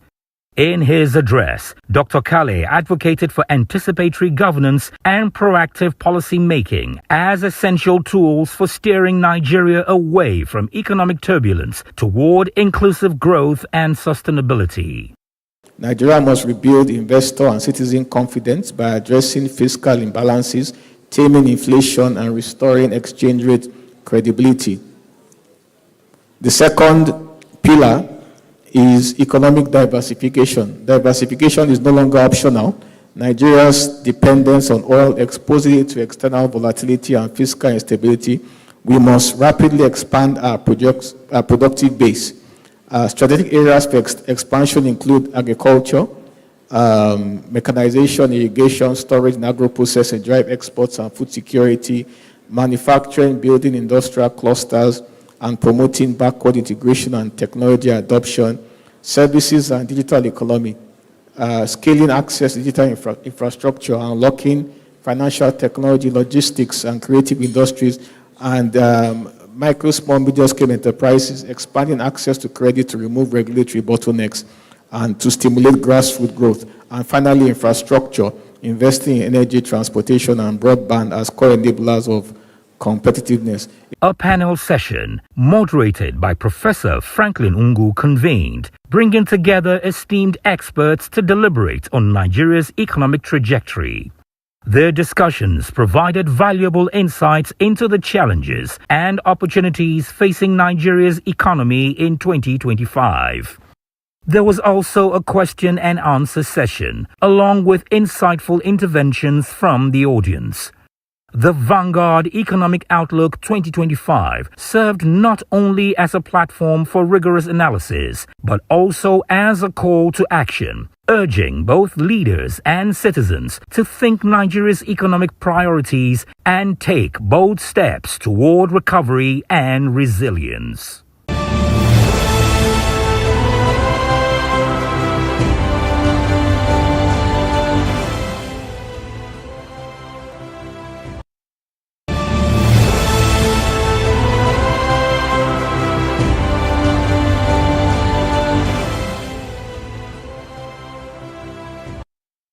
The 2025 edition of the NIMA Memorial Care Foundation Symposium took place on Monday, March 31st, 2025, at the Marriott Hotel in Ikeja, Lagos, bringing together an esteemed assembly of dignitaries, thought leaders, and advocates committed to shaping a better future.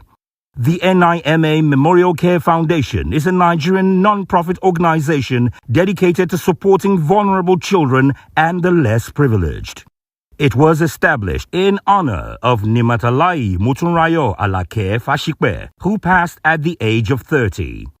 The foundation continues her legacy through initiatives such as orphanage support, education, and access to clean water.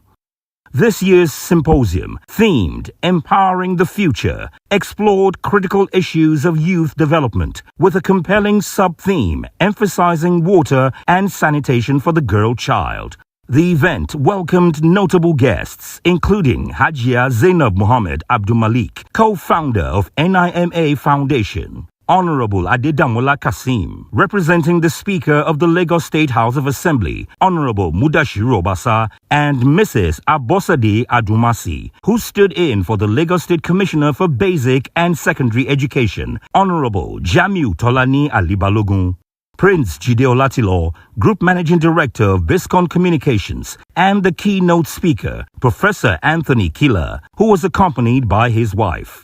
The symposium commenced with a solemn rendition of the national anthem, followed by an opening prayer led by Pastor Bethel Praise. In her welcome address, Hajia Zainab Mohammed Abdul Malik expressed gratitude to all attendees, providing an insightful overview of the symposium's objectives. It is my immense pleasure to welcome you all to the NIMA Memorial Care Foundation Symposium and Grand Ball themed Empowering Futures, Clean Water and Hygiene Support for Girl Child. Today we gather here to address a critical issue that affects the most vulnerable members of our society, the girl child. We believe that every child deserves to live a healthy, dignified, and empowered life. However, this can only be achieved when they have access to basic necessities like clean water and hygiene facilities. At NIMA Memorial Care Foundation, we've been working tirelessly to provide clean water and hygiene support to girls in schools and less privileged communities across Nigeria. Our water borehole projects have brought safe and clean drinking water to thousands of individuals, transforming lives and communities. However, we cannot do this alone. We need the support of government agencies, private institutions, individuals, and everyone else to continue our work. Today's symposium is a call to action. We invite you to join us in this critical conversation about empowering girls through clean water and hygiene support. A vibrant drama presentation by the Lagos State Council for Arts and Culture set the tone for the discussions, creatively underscoring the importance of hygiene and clean water for the girl child. This was followed by the presentation of certificates to beneficiaries of NIMA Foundation's Empowerment Program, a testament to the organization's ongoing commitment to community impact. In his goodwill message, Pastor Bethel Praise commended the foundation for its tireless efforts, emphasizing the far-reaching impact of its initiatives. And we thank God that it's not just another foundation, but it's a foundation that has made an impact. We've watched it grow. We've seen not just the pictures, but we also heard the backstories. We know the struggles. We celebrate the victories as well. And today we thank God that where it all started, that small place, is growing. And I thank God that I can also see a smile on the face of our sister. Thank you so much, ma'am. God bless you. You know, my wife sent her just a small note to add to this. He said, here is a mother who has decided that she's going to fight and keep this going. Thank you so much. Thank you so much. And thank you for coming. Please, let's not just gather. Let's be a part of this reality.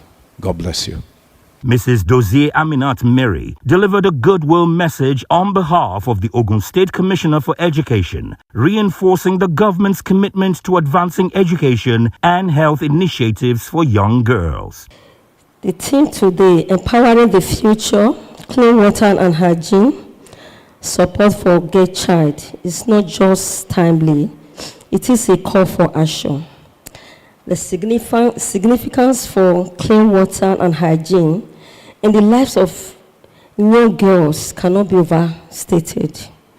It is a fundamental human right, yet millions of girls in Nigeria and across the world still struggle daily to access this basic necessity. The lack of clean water and sanitation facilitates this opportunity affect girls, especially those in rural communities. Many are forced to walk long distance to fetch water, sacrificing their education in the process. Let us not just discuss these issues, but actively work towards a solution by joining hands together.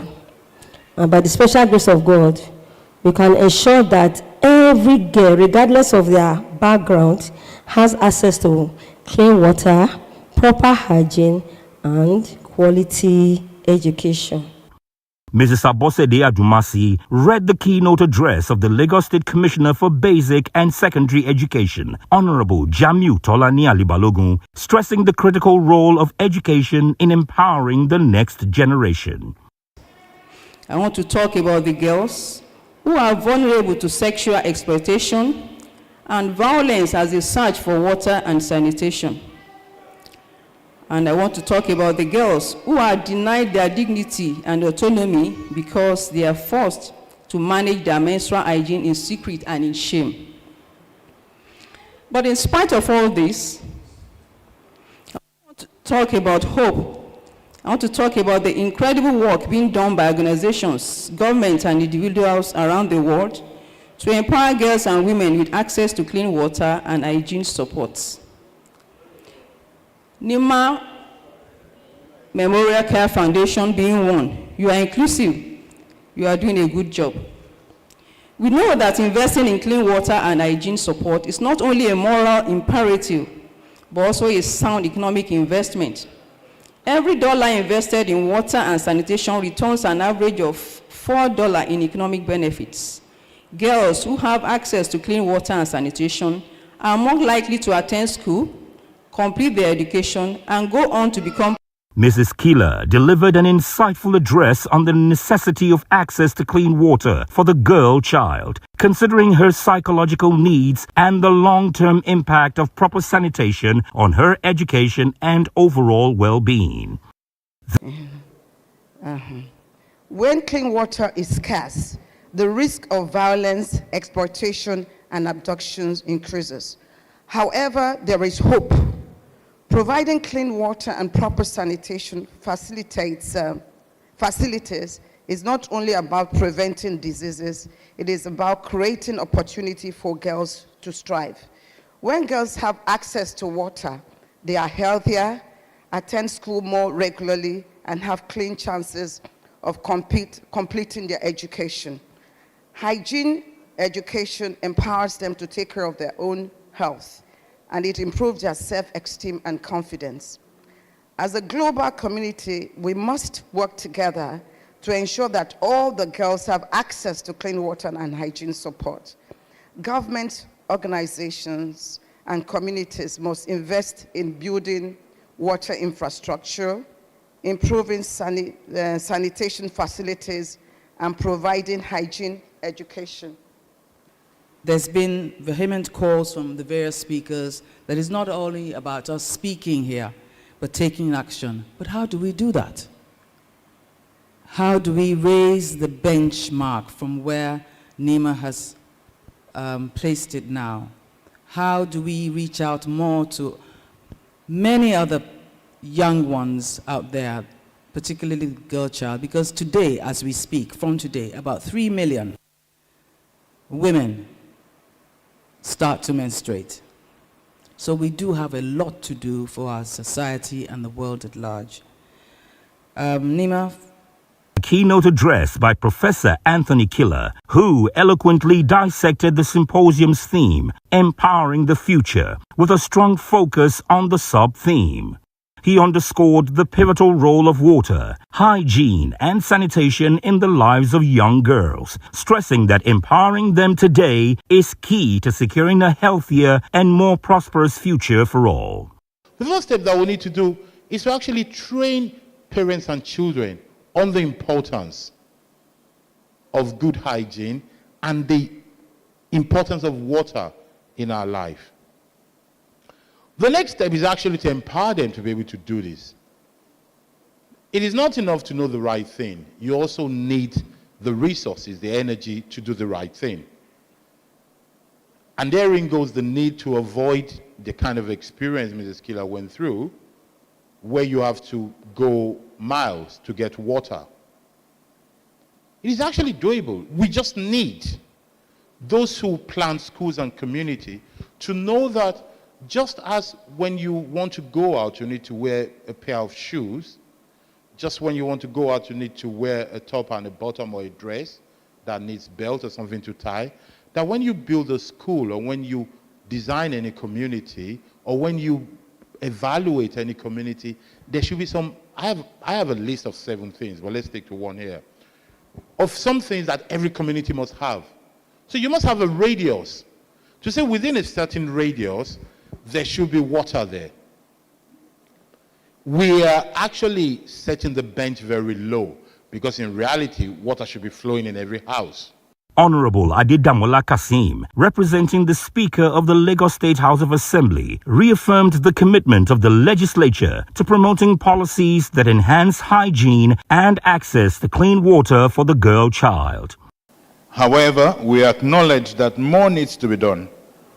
We continue to work together to ensure that our girls have access to clean water, sanitation, and hygiene facilities. This is crucial for their empowerment and for building a healthier and more prosperous society. In line with the United Nations Sustainable Development Goals, SDGs, specifically Goal 6, which aims to ensure universal access to clean water and sanitation, we must intensify our efforts. We must also recognize that the critical role that hygiene plays in preventing diseases and promoting overall health is very, very important. To achieve this, we need a multifaceted approach that involves government, civil society, the private sector, and individuals. We must invest, however, in infrastructure, promote hygiene, education, and support community-led initiatives.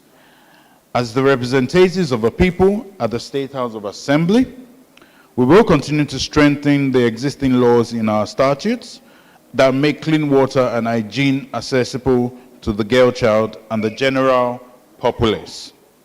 In a heartfelt vote of thanks, Hajia Zainab Mohammed Abdulmalik expressed profound gratitude to all guests and stakeholders for their unwavering support. The symposium concluded with the ceremonial cutting of the cake, a moment expertly coordinated by the Master of Ceremonies amidst an atmosphere of warmth and camaraderie. And the second one, I, another one, M, and the last but not the least. And that's Nima, ladies and gentlemen. She lives on. As the event drew to a close, guests enjoyed a delightful dinner, reflecting on the impactful discussions and renewed commitments made towards empowering the future.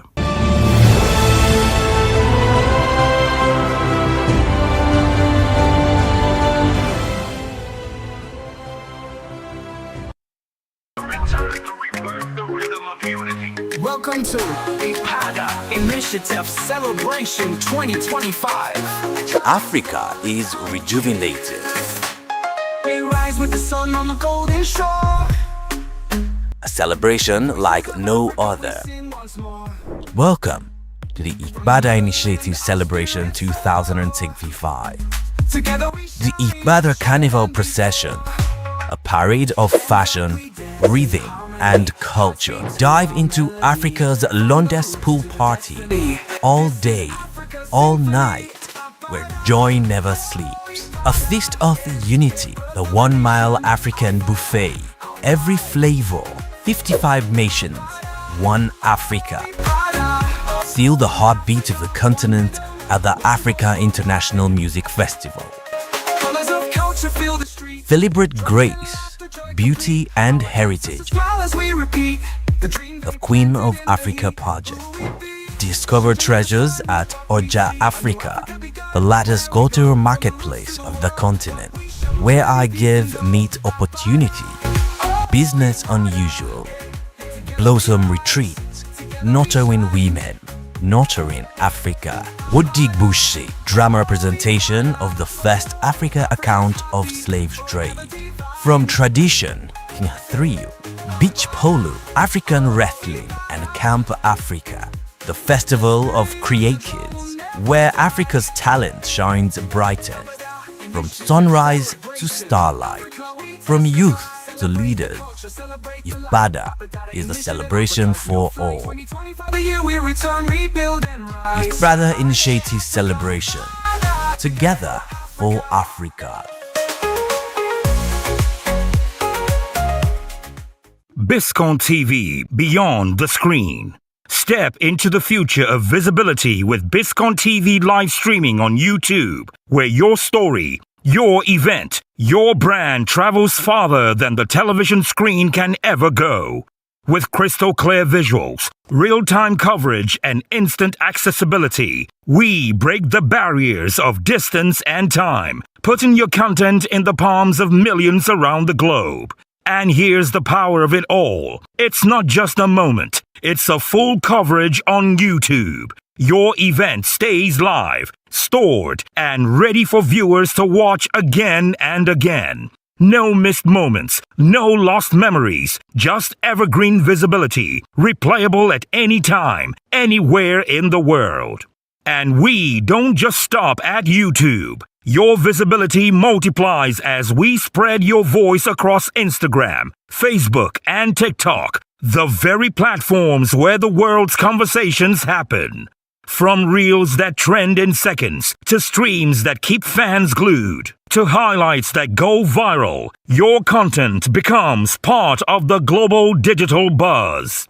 With Biscon TV, your event is not confined to a hall or a city. It's open to the world. Your wedding in Lagos can be witnessed in London. Your corporate launch in Abuja can trend in New York. A community celebration in Ogun can light up feeds in Dubai. That's the power of Biscon TV live streaming. Limitless reach, borderless connection. Your audience doesn't just watch, they engage, they comment, they share, they spread your story further than you imagined. Whether you're celebrating love, launching a product, covering a political milestone, or telling your brand story, with Biscon TV, you're not just being seen, you're being remembered. So, when you think of impact, think more than television. Think of presence. Think of influence. Think of Biscon TV, powering visibility, connecting the world, and keeping you live everywhere. Biscon TV, not just on TV. We're everywhere. Biscon TV and the Biscon Show, the new wave of digital influence. From your screen to your world, Biscon TV and the Biscon Show are taking over the digital space like never before.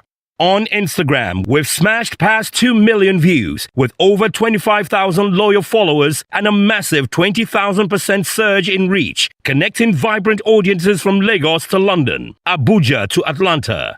On Facebook, we've soared to over 5 million views and 100,000 plus followers, uniting a powerful community that celebrates culture, lifestyle, and premium storytelling. And on TikTok, the energy is electric. More than 6 million views and 30,000 followers, engaging daily with our dynamic, captivating, and diverse content that speaks to every generation.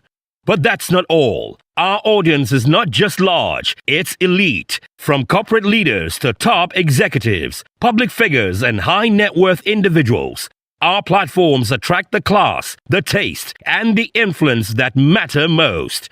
When the high and mighty watch, they watch the Biscon Show. Beyond our screens, Biscon TV delivers world-class event coverage from high-profile weddings and corporate galas to cultural festivals and state functions. With crisp visuals, compelling storytelling, and unmatched professionalism, we bring every moment to life with class and distinction. Across YouTube, Instagram, Facebook, TikTok, and beyond, Biscon TV and the Biscon Show are not just growing, we're evolving, inspiring, and setting new standards in premium entertainment. So, don't just watch the wave, ride it. Advertise your brand, showcase your products, and book us for your world-class event coverage. Let our platforms put your story before the right eyes, the movers, the shakers, the elite. Biscon TV and the Biscon Show, where class meets culture and your brand takes the spotlight. Connect, advertise, partner, and grow with us. In every nation, a few rise to tell the story of its struggles and triumphs. Sports is not just a game. It is politics, it is influence, it is power, and no one knows this better than the lawyer, an iconic sports administrator whose ringing voice has defined an era. A lawyer of rare courage, an administrator who gave sports a language of authority. Now, his voice and vision find permanence in print. On November 19th, 2025, 10:30 a.m., Nigerian Institute of International Affairs, 13/15 Kufuor Abayomi Street, Victoria Island, Lagos. We unveil and launch Sports, Politics and Power, Dudu Orumen's seminal book that captures the pulse of our nation's sporting spirit and its entanglement with politics and influence. His Excellency Babatunde Raji Fashola, SAN, CON, former Governor, Lagos State, and former Minister, Works, Power and Housing, wrote the foreword of the book. Chairman of the book launch is Dr. Gabriel Ogbeche, OON, Group Managing Director, Rain Oil. The chief launcher is Olorogun Dr. Andrew Oru. The book review will be done by Chief Sunday Dare, former Minister of Sports. The book presentation is by Malam Yakubu Ibn Muhammad, former DG NTA. Dr. Aswe Igodalo, AI, will do the unveiling. Masters of ceremony are Ben Ijewere, Esquire, and Tony Ubani, Editor, Vanguard Sports. Make it a date on the 19th of November 2025 at the Nigerian Institute of International Affairs, Kufuor Abayomi Street, Victoria Island, 10:30 a.m. See you there.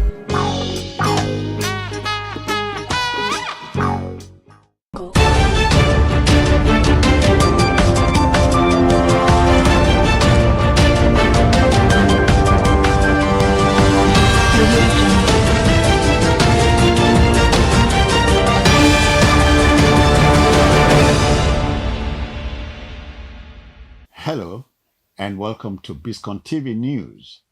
I am Jones Hussein. First, the headline stories. Governor Adeleke says he's cruising to victory despite PDP crisis. Tinubu's anti-terror strategy combines military, economic, and diplomatic action. In business, the Organization of Petroleum Exporting Countries urges Nigeria to halt crude exports, focus on local refining. On the foreign scene, U.S. military drafts intervention plans for Nigeria amid genocide claims. And in the world of sports, Osimhen's hat-trick pass Galatasaray past Ajax. Now the news in detail.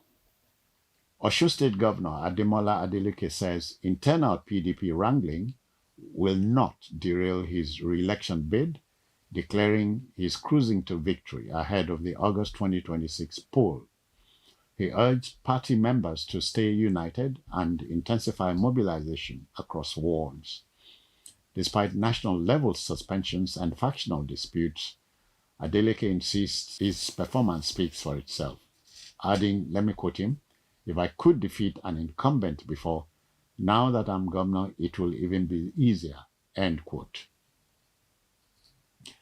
Minister of Solid Minerals of Nigeria, Dele Alake, says President Bola Tinubu is implementing far-reaching measures to combat terrorism, including revamping security leadership, boosting military operations, and launching socio-economic reforms.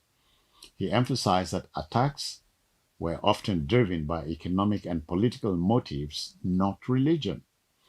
Alake urged the media to focus on the successes of Nigeria's armed forces and avoid spreading misleading narratives, noting that current efforts reflect deep strategic planning and are already yielding results.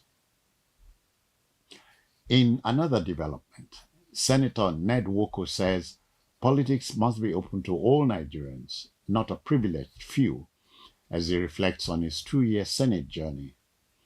He emphasized inclusive governance and listed 34 bills he sponsored, including the creation of Anioma State, rent reform, youth empowerment, and diaspora voting. Nwoko, chairman of the Senate Committee on Reparations and Repatriation, said his legislative efforts aimed to promote justice, transparency, and development across Nigeria, especially in Delta North. A break here for business news.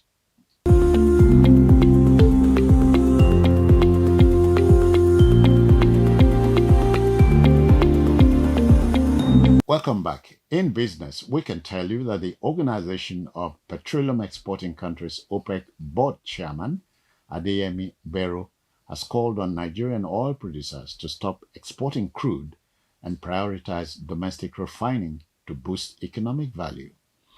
Speaking at a petroleum workshop in Lagos, he praised the Dangote refinery's impact on gross domestic product and forex, urging a shift from export-driven to value-driven energy policy. He emphasized that local refining would stabilize the naira and drive industrial growth, aligning with Nigeria's $1 trillion economy target.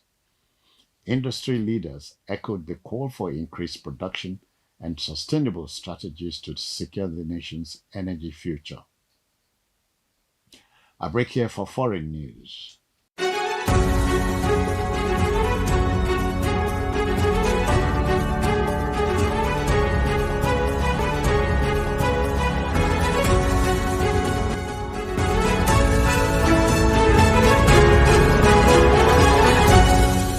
Welcome back.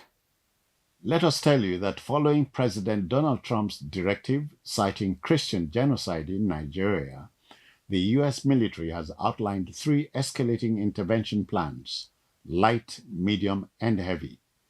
These range from supporting Nigerian forces against insurgents to drone strikes and a full-scale deployment of an aircraft carrier group to the Gulf of Guinea. Military officials cautioned that any major operation would face logistical hurdles and limited effectiveness, with some likening it to pounding a pillow. Nigeria has welcomed assistance but insists on respecting its sovereignty. A break here for sports news.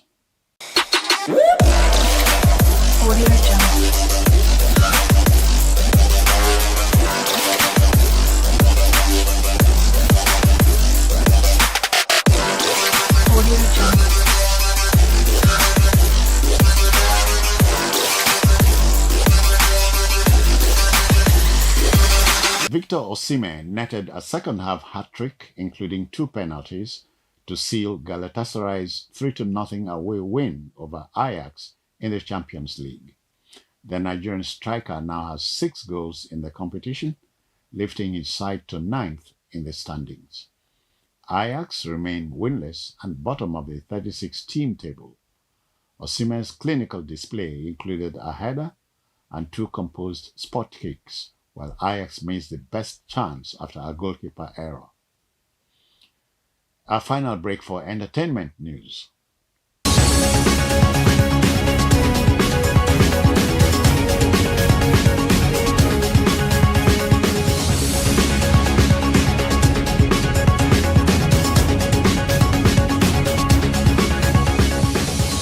Welcome back. Let us tell you that actress Funke Akindele has named Iyabo Ojo her woman crush Wednesday, praising her elegance and standout performance in the upcoming film Behind the Scenes. She described Iyabo as one of Nollywood's best, applauding her talent, confidence, and passion for acting. That's it for now on Biscon TV News, compiled and produced by Victoria Adekoya. I am Jones Usain. Many thanks for watching.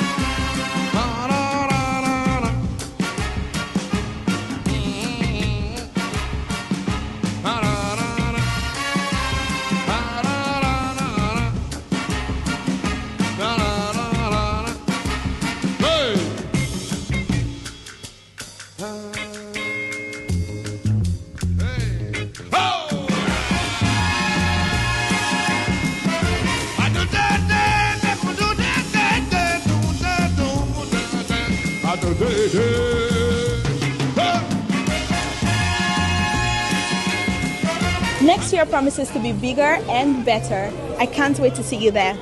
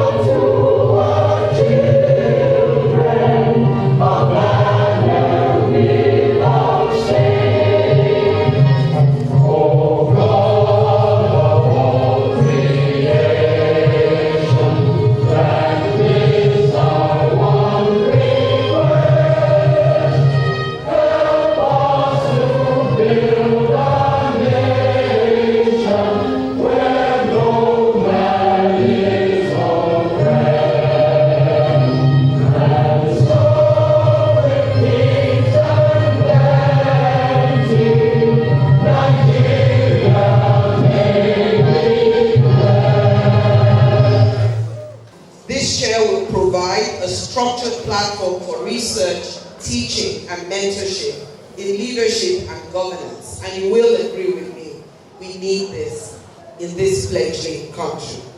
It will encourage interdisciplinary studies that explore how effective leadership can be cultivated, measured, and sustained, especially in the African and in particular in the Nigerian context.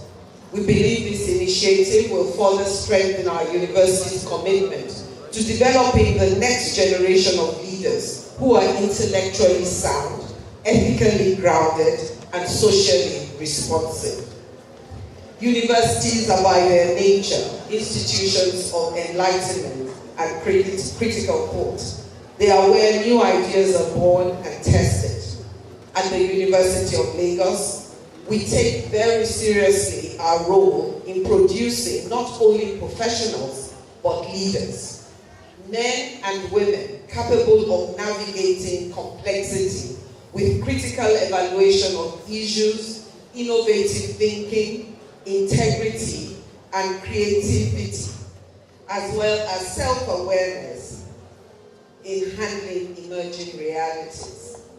The establishment of this chair aligns perfectly with our institutional mission to be a global center of excellence in education, research, and innovation, while promoting leadership values that serve humanity. I wish to express our appreciation to His Excellency, Senator Duyediri, for supporting this academic initiative and for choosing education as a vehicle for development. Investing in knowledge is one of the most enduring contributions any public servant can make to society.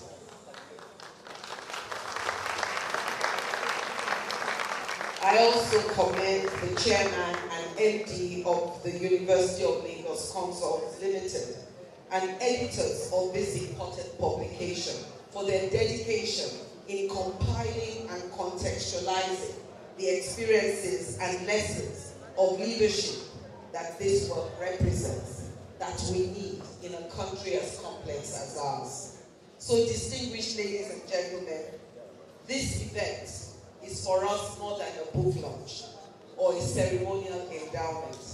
It is a reminder that leadership, when anchored on knowledge and guided by values, remains the surest path to sustainable development. In the words of Nelson Mandela, the former president of South Africa and a globally regarded icon of democracy, what counts in life is not the mere fact that we have lived. It is what difference we have made to the lives of others that will determine the significance of the life we have led. And on that note, I would also want to thank Governor Duyediri. What you have done is ensured that your life will not just pass with your governorship, but you have embedded it by investing in education for the lives of many universities. So in closing, may the professorial chair in leadership and good governance serve as a beacon for future generations. May it inspire rigorous scholarship and a deeper understanding of how leadership can shape national destinies.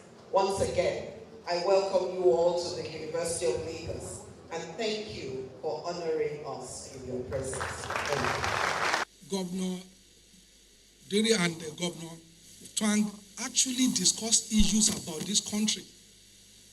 It's very important. So that's I must be here. But then, coincidentally, these two giants now come and represent me. I said, okay, it's good. I will represent you, but I will also represent myself. So I thank you very much. The governor of Bayelsa State, His Excellency Senator Duyediri, thank you very much. He's saying, I welcome you to Lagos again. The governor of Plateau State and our keynote speaker, His Excellency Caleb Manasseh Mutran, thank you very much, sir. Members of the National Assembly representing our country at the Red and Green Chamber, thank you very much. And of course, the common sense senator, my own brother here in Lagos. We donated him to Bayelsa, but he's back now. He's a Lagosian. Thank you very much, sir. The Speaker of Bayelsa State House of Assembly, Right Honorable. Thank you very, very much in your radiant galas and everything. Thank you for following. Thank you very much. We appreciate you. Everywhere you see radiant women, you know there is light. So thank you very much. Distinguished invited guests, and I see my brother here, outstanding journalist, Mr. Otitoju, thank you very much for coming. Members of the press, distinguished ladies and gentlemen, good afternoon. Like I said, it is a profound honor to be here at the University of Lagos today at this distinguished gathering, a moment made even more special by the public presentation of this outstanding work titled Leadership Chronicle of a Distinguished Governor, Duyi Diri. First, allow me to commend the dedicated organizers and insightful authors whose efforts have preserved the remarkable leadership journey of a man who embodies dedication, humility, and purposeful governance. Today, we are not merely launching a book. We are celebrating a narrative of resilience, commitment, and service, a story that must inspire all of us. But the most important thing is for us to document so that our children can know what it takes. While we were inside, the Vice Chancellor of the University said that something very instructive. He said it is easy to criticize until you get to that position. Every decision is intricate, every decision is complex, it affects people positively, it affects some, but you must make decisions. So His Excellency Senator Duyi Diri exemplifies a leadership style that is both refreshing and necessary, calm, deliberate, and deeply attuned to the hopes and aspirations of his people. In a world often captivated by noise and spectacle, Governor Diri's gentle strength and unwavering clarity of purpose stands out. His actions and outcomes speaks far louder than words ever could. These books are made to understand, based on people who have read it, captures the spirit of his leadership, the steadfastness, the core values, and the courage that define his path. It reminds us that leadership is not about self-aggrandizement, but about the lasting impact we forge through lifting our communities, fostering peace, and creating opportunities where none was existed. This is more than a tribute to the governor. It's a masterclass in leadership, a mirror reflecting the reality that genuine leadership is measured not by position or title, but by the transformation it brings to the lives of the people. Governor Diri's stewardship of Bayelsa State has been marked by a rare blend of compassion and competence. He has shown us that patience is strength, calmness is power, and that meaningful progress comes through dialogue, inclusiveness, and relentless effort. These are the values enshrined in this book, and they resonate deeply as values that must continue to guide governance across our land. To those of us privileged to serve, this occasion carries a quiet but powerful message. The legacy we build today is history told tomorrow. Every decision, every empowered citizen, every institution strengthened becomes a brick in the foundation of our collective future. So let us lead with unwavering integrity, humility, and faithfulness to our duty. This is what Governor Diri has shown all of us. We must therefore follow that example. So on behalf of the people of Lagos State, and indeed all of us that gathered here, I'd like to extend my heartfelt congratulations to an excellent brother and esteemed colleague, His Excellency Senator Duyi Diri, on this well-earned honor. This celebration is a testament to your unwavering service, your exemplary character, and your steadfast devotion to the principles of good governance. Bayelsa State and Nigeria stands proud of your achievement and the inspiring values you uphold. Once again, I think it's important to thank the organizers of this privilege, of this important occasion. It looks simple, but it is deep. The chief host, of course, we thank you, madam. It is therefore a joy and honor that leadership must lift, inspire, and endures. As we are doing this in a university where we have thousands of students, it is my hope that this book will be read by all of them. As we unveil these books today, may it therefore serve as a beacon to inspire leadership across our nation, to lead sincerely, build compassionately, and serve courageously our people. Because Nigeria, with 200 million people, will not fail, whether Trump likes it or not. Thank you very much.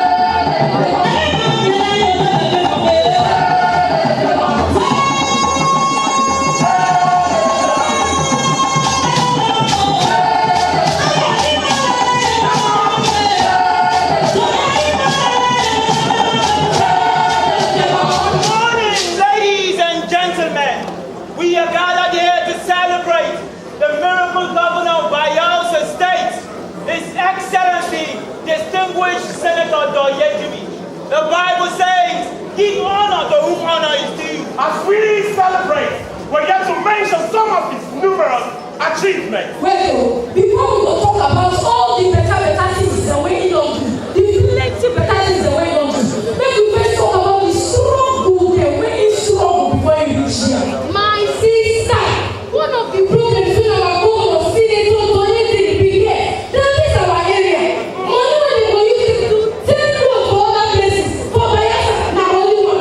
What about the legal crisis he encountered? Just as Bible says, study to show thyself approved. This our bonga miracle governor don't work to show himself approved. Before for Bayelsa State there, before 7 o'clock, who can say the Bible? But when you want to get the Bible? But now! Security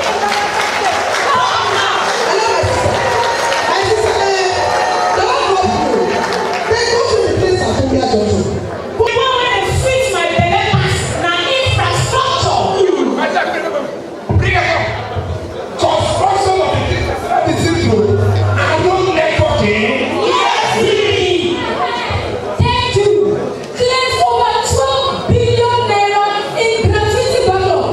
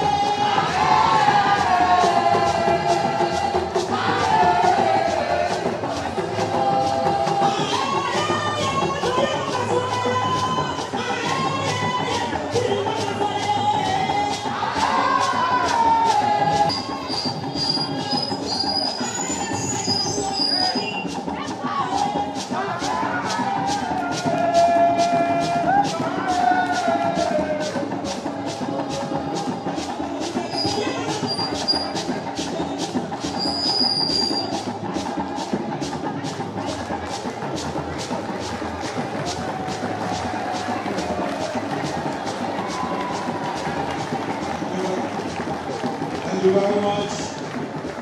I told you. Guest lecturer, a round of applause for Mr. Shola Ojewusi.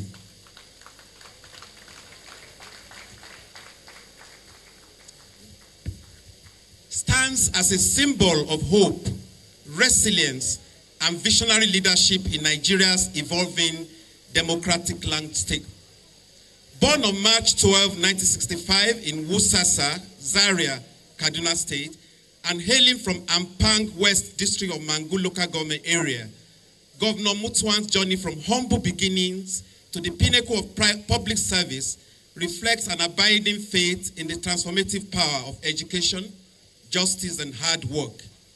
A graduate of the prestigious University of Jos and a member of the Nigerian Bar since 1989, Governor Mutuan distinguished himself in legal practice and public administration before venturing into politics. His tenure as chairman of Mangu Local Government Council was marked by transparency, inclusion, and an unwavering commitment to grassroots development, qualities that endeared him to the people and set the tone for his broader leadership vision. Elected governor of Plateau State in March 2023 and sworn in on May 29, 2023, Barrister Mutfwang has brought to governance a rare blend of integrity, empathy, and administrative acumen. His leadership blueprint emphasizes peace building, infrastructural renewal, agricultural transformation, human capital development, and institutional strengthening, all anchored on the principles of equity, unity, and justice. Under his watch, Plateau State has witnessed renewed effort to restore peace among its diverse communities, rebuild critical infrastructure, and reawaken the state's reputation as the home of peace and tourism. Governor Mutswang's inclusive governance stand, driven by faith, intellect, and compassion, continues to inspire confidence and optimism across the state and beyond. In recognition of his steadfast dedication to good governance, humility in service, and commitment to the common good, we proudly present His Excellency, Barrister Caleb Manasseh Mutfwang, as a model of purposeful, principled, and people-centered leadership, a true embodiment of the Plateau spirit of peace, progress, and perseverance. Ladies and gentlemen, a huge round of applause for our guest speaker, Governor Mutfwang.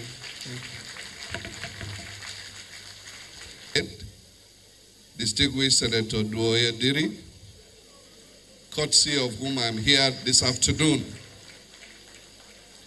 Let me also recognize the host governor, my brother, Governor Sanwo-Olu, who is ably represented by his erudite deputy, who is able enough to carry 3 caps in one. Let me also recognize the Vice Chancellor of this great university, University of Lagos, Professor Fola Shade. I'm correct? Yes.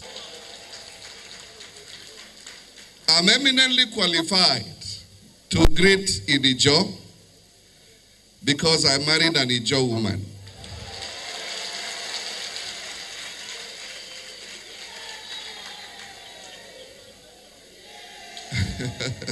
Thank you, through whom God has blessed me with 3 wonderful children, 2 boys and 1 girl. One of whom got married 2 weeks ago. So, having entered the 6th floor of my life, I believe I'm gradually entitled to become a grandfather. But let me sincerely appreciate the honor that has been accorded me, and by extension, the people of Plateau State, to give not a lecture, a keynote address. I'm not in any way qualified to give a lecture because, number 1, I'm not an academic. Number 2, Governor Diri did not perfect my brief. Lawyers will understand what we mean. But that being said, I believe occasions like this are not for long speeches. Sometimes these kind of occasions serve like wedding ceremonies where the bride and groom are eagerly waiting to go for their honeymoon. So when the sermon is long, they get bored. But that being said, it's truly an honor to gather this afternoon in honor of a great Nigerian whom I have come to regard as a leader, as a brother, as a friend. I have had the rare privilege of visiting Bayelsa State on a number of occasions since he became governor. A hymn writer and rides upon the storm. And I believe on the 13th of February 2020, the thoughts in that hymn came to manifestation on the soils of Bayelsa. When by divine orchestration, a man who was said to have lost an election was suddenly pronounced as the elected governor of Bayelsa State. And INEC was ordered to give him a certificate of return. This surely was the Lord's doing. And that is why till today, it is marvelous in the sight of not only Bayelsans, but also in the sight of Nigerians. What happened in Bayelsa State on the 13th of February 2020 is testimony of the great Nigerian saying that what God cannot do does not exist. And God does not make mistakes. In the quest for leadership, the people normally cry to God. And God in his infinite wisdom sends leaders that will liberate the people, leaders that will define the way for the people, leaders that will uplift the people. And certainly, in the last 6 years or thereabout, I am sure God gave us a leader.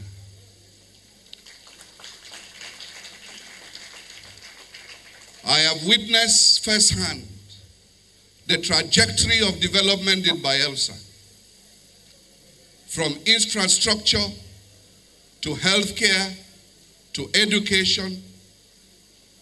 Recently, even though we didn't discuss it, but I followed the trend in the social media when he took the very decisive, critical step to bring light to Bayelsa. Indeed, leaders are those who know the way they want to go, who show the way to go, and they walk the talk. They lead by example. And I have seen Governor Diri lead by example on all fronts. A man of faith, he has brought his faith to bear in public service. He has demonstrated that leaders who fear God can actually leave their footprints on the sands of time. I am confident that by the time Governor Diri is done, that Bayelsans will remember that once upon a time we had a leader. He came, we saw him, he led, he conquered, and we thank God that God gave him the opportunity to lead us as a people.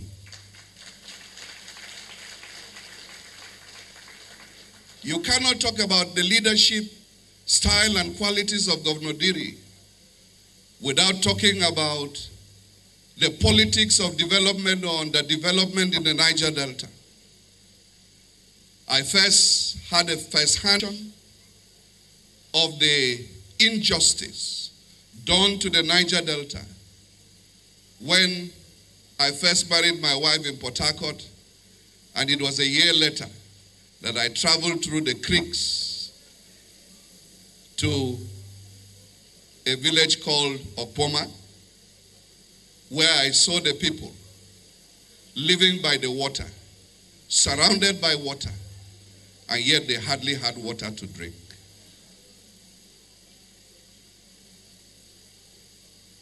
The injustice of the Niger Delta is something that the Nigerian nation must confront. With all the wealth, that the Niger Delta has given us, I'm not sure we have repaid the Niger Delta. I want to use this opportunity to salute the courage and the doggedness of Governor Diri in putting forward the Niger Delta question. I have sat in council chambers with him, and whenever issues arose that touched on the Niger Delta, I saw the vim and vigor with which he fought to correct the injustices of the past and to ensure that Bayelsa gets her due, that the Ijaw nation gets its due, and the Niger Delta gets its due.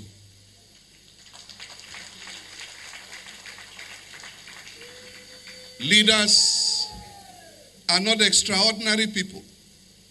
They are ordinary people lifted from amongst the people who share the passion of the people, the pains of the people, and are ready to put their lives on the line in the pursuit of justice, fairness, and equity for their people. And I have seen Governor Diri demonstrate that in spirit and in letter. It is therefore a befitting honor that a great institution like the University of Lagos will search out such a man from the creeks of the Niger Delta and bequeath on him such a prestigious honor as to write a book on him to document the leadership chronicles of this great Nigeria. I want to congratulate Madam Vice Chancellor and the University of Lagos Consult for this unflattering great effort to document the history of not only our heroes past, but our heroes present. And hopefully we'll continue to do that for our heroes yet to come. I therefore want to congratulate you very sincerely. Let me also say that leadership in itself is not a title. It's not a title. Permit me or excuse me when I refer to hymns and scriptures, because those are texts that I'm more familiar with. And one of the scriptures that normally tells me God's intention concerning leadership is that he who desires the office of a bishop desires a good work. The emphasis is not on the regalia of the bishop, it's not on the paraphernalia of office, it's rather on the work that the office gives you the opportunity to discharge.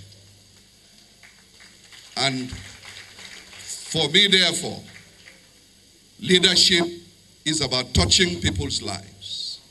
Leadership is about using the resources that belong to the people to make life better for the people, to give the people a hope and a future. And that is what I have seen my brother, Governor Diri, do over the last couple of years. It is therefore my honor to be invited to give this keynote address at this auspicious occasion. It is inspiring to the younger generation to know that public service is not an opportunity to be wasted. Several people have had the opportunity to be in leadership. And when they left, the people could hardly remember them. But I know, and I am fully persuaded, that when Governor Diri vacates the scene, the drums will still be beating.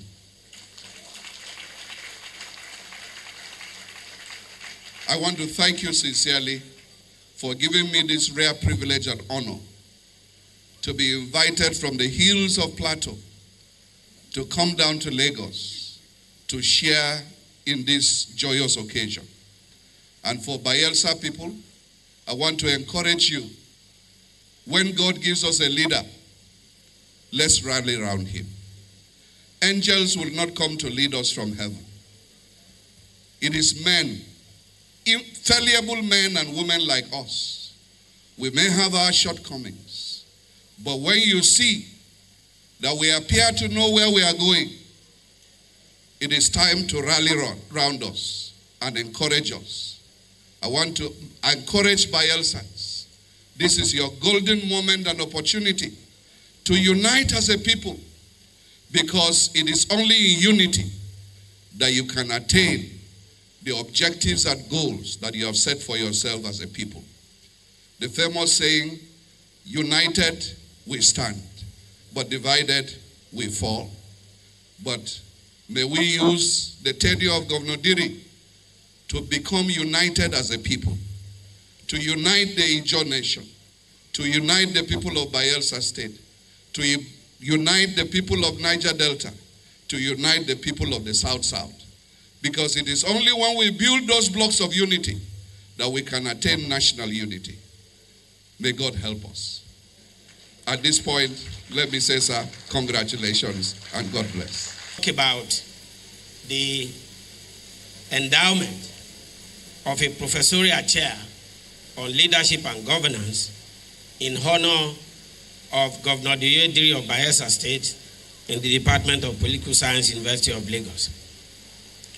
I am here with trepidation because when you are asked to speak after a man whose elocution is not in doubt, who have watched severally exhibit the kind of fluency that he exhibited this afternoon, and the lucidity of thought that characterized his speech, it is legitimate that I exhibit this kind of trepidation.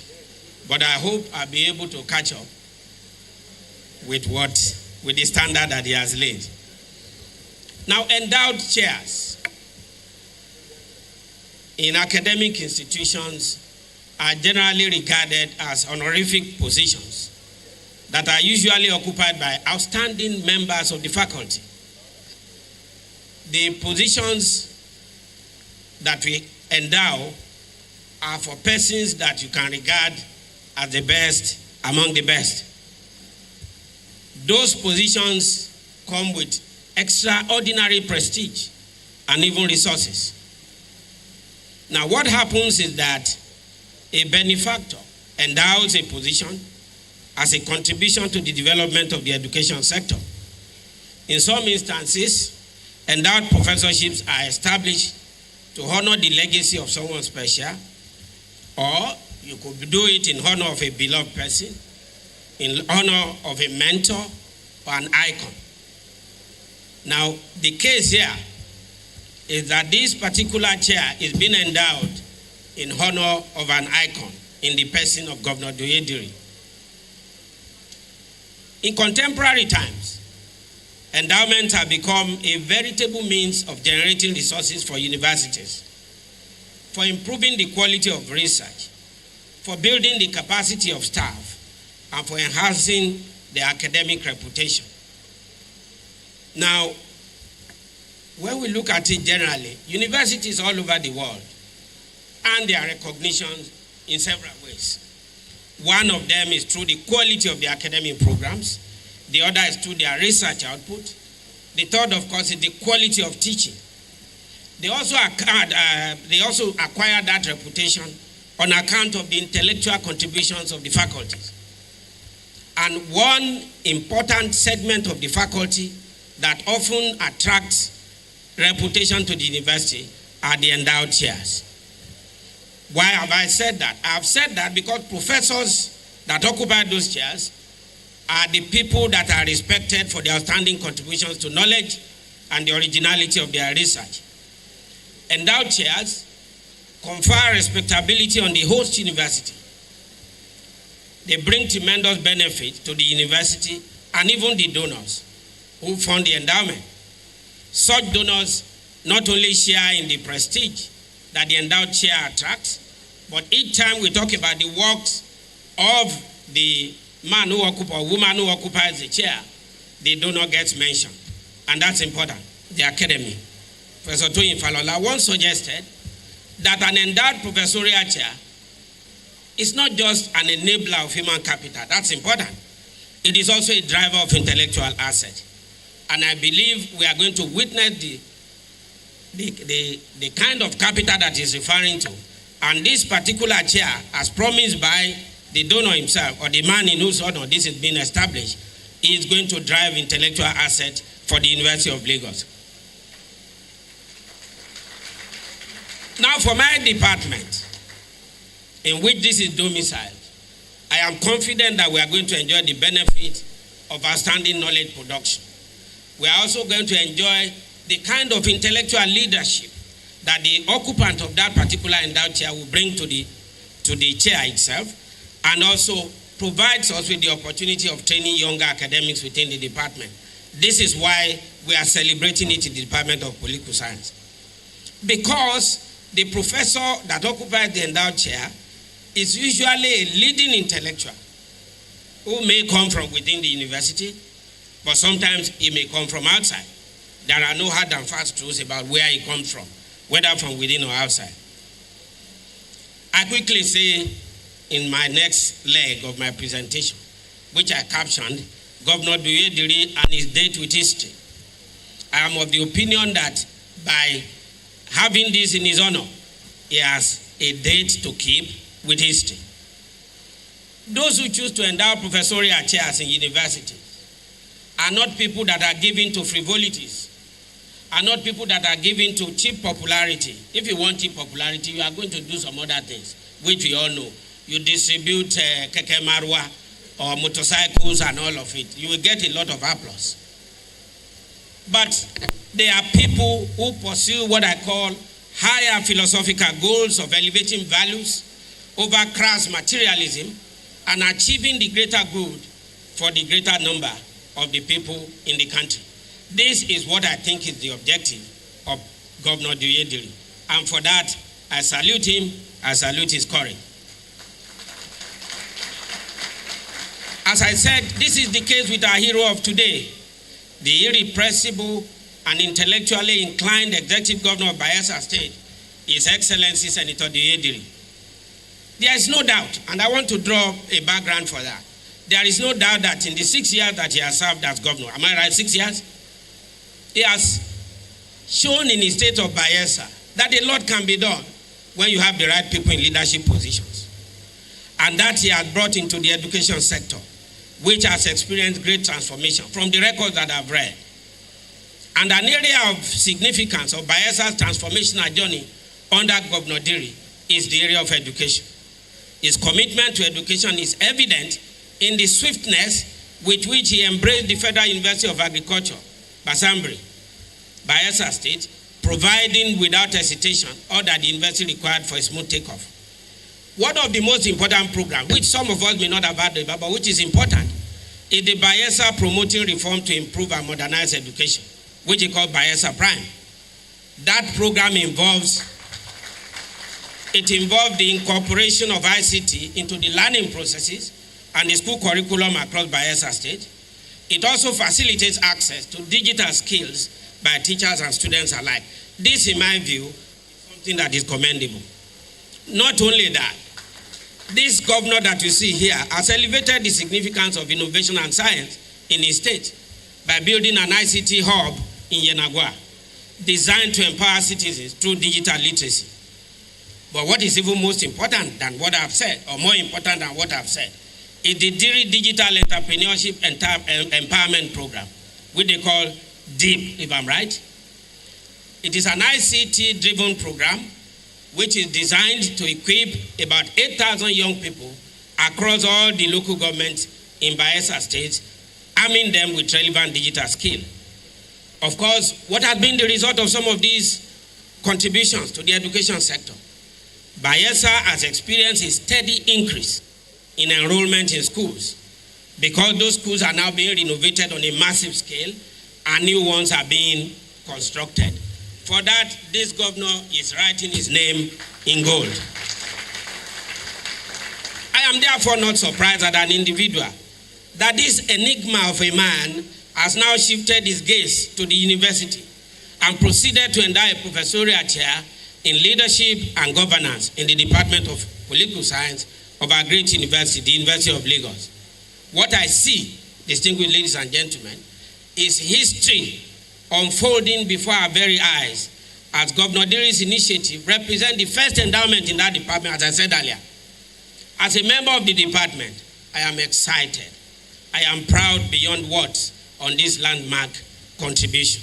There is no doubt that the governor sees a close link between leadership and governance and the role that education plays in cementing the relationship between the two. In other words, he believes that when you have education, Nigeria must take education seriously if it intends to produce good leaders who can bring about good governance. Many may not believe, but one of the things that I have seen from my study is that our leadership recruitment process is contributory in no small measure to the crisis we have in leadership. One, a lot of people find themselves in leadership positions are not qualified to be there, especially those who go into politics. I have said times without number that the only position or profession that you apply for in Nigeria that you don't require a qualification is politics.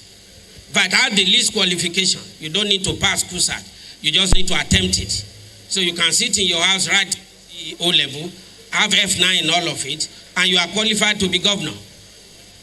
That is not good enough. So what this man is doing is that we need a transformational leadership and a transformation of our leadership recruitment process that allows for what I call the cultivation of the mind. Without the cultivation of the mind, we are not going to have positive development in the area of leadership in our country. What is leadership? Governor Muftang has said a lot about it, but let me just quickly mention it. It is the ability to exert influence on others, motivate them, inspire them to realize their potential, or the ability to come up with a vision and inspire others to adopt that vision. The leader is the one that creates the vision. He articulates that vision. He passionately owns the vision. He then relentlessly drives the vision to completion. The leader is the one, as Vice President always says, "Now he no road, and he will show others the way." The quality of leadership, distinguished ladies and gentlemen, is what drives a country in either a desirable or an undesirable direction. And there's a nexus between leadership and governance. We cannot talk about governance outside the context of leadership, since leadership is the hub around which governance revolves. And what do we mean by governance? The processes and institutions by which authority in society is exercised to run society, organize it in a very transparent manner, in a very accountable manner, in a very responsive manner to the needs of the people. As governance entails orderly, peaceful coexistence, leadership is expected to give direction with integrity and accountability. What then is the possibility that with leadership we can have development? The literature on leadership is replete with a lot of definitions and a highlight of some of the qualities of a good leader, which includes, of course, people know competence, character, confidence, courage, humility, integrity, creativity, decisiveness, empathy, and being a team player. All of these constitute what I tag the qualities of a good leader. This is more important in a democracy because it is only through good leadership that you can have democratic consolidation and the implementation of inclusive policies, respect for civil liberties, and the use of institutional resources to manage society's problems and affairs. Now, due to limitations of time, I'll jump all that and then proceed to say that in the present context in which we find ourselves, there can only be a limited possibility of a development in the country unless we change the paradigm of governance by ensuring that the leadership process is sanitized. And one step by which you can do that is the step that Governor Diri has taken. For that, I say kudos to you, sir. Now, it is when we have good leaders that we can have a reinvention of our state, which at the moment is troubled, as we can all see. Attacked on all fronts by insurgents, by kidnappers, and all of it. I hope we'll be able to get over that problem. Let me conclude about what needs to be done. I think Nigerian leaders can only... The inauguration of this chair in the Department of Political Science is a step in the right direction. It shows the determination of Governor Diri to initiate processes by which deeper thoughts can be given to the critical challenge of leadership and governance. I am proud of your uncommon gesture, Governor, and the entire university, led by the Vice Chancellor, will remain ever grateful for this monumental step you have taken to rescue not just the Nigerian educational system, but even politics in the country, because ultimately, even when you are retired, you will have helped in sanitizing the process. Once we reform...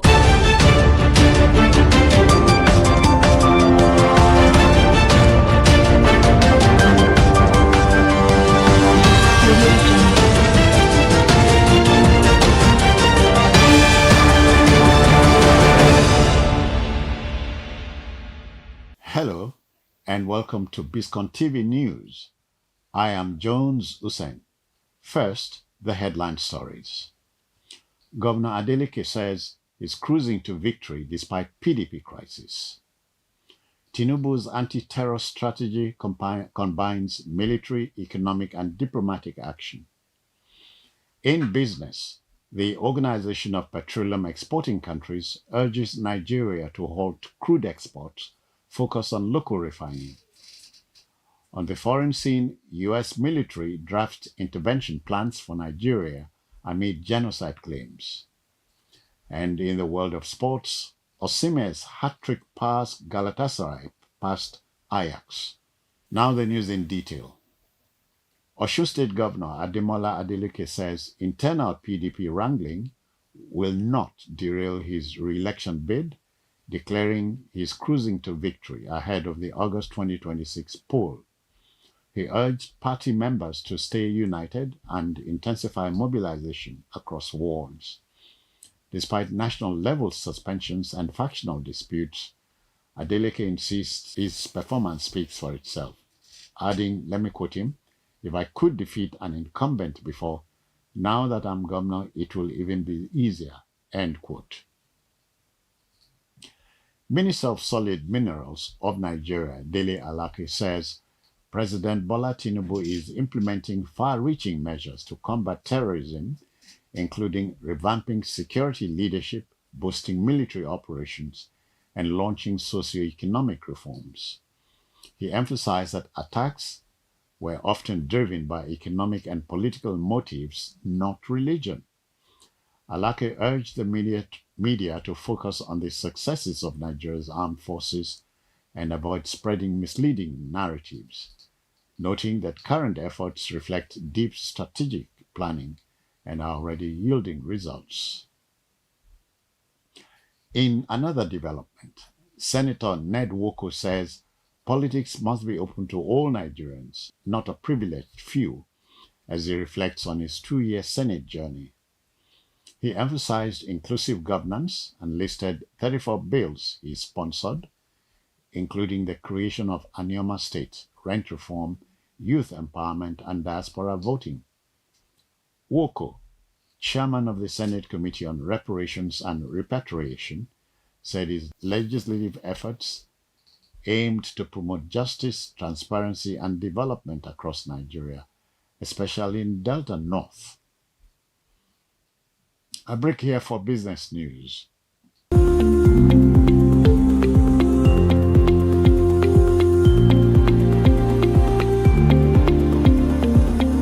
Welcome back. In business, we can tell you that the Organization of Petroleum Exporting Countries OPEC board chairman, Adeyemi Bello, has called on Nigerian oil producers to stop exporting crude and prioritize domestic refining to boost economic value.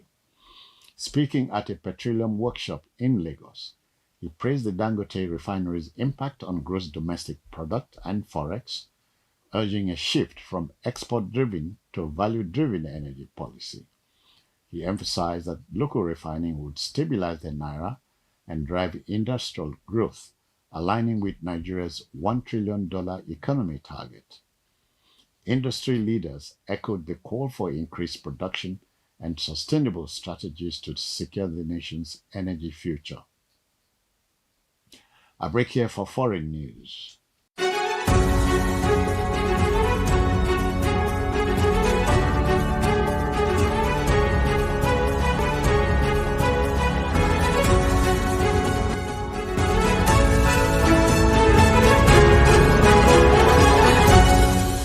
Welcome back.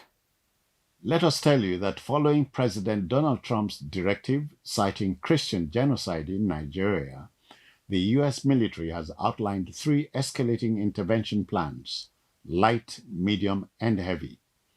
These range from supporting Nigerian forces against insurgents to drone strikes and a full-scale deployment of an aircraft carrier group to the Gulf of Guinea. Military officials cautioned that any major operation would face logistical hurdles and limited effectiveness, with some likening it to pounding a pillow. Nigeria has welcomed assistance but insists on respecting its sovereignty. A break here for sports news.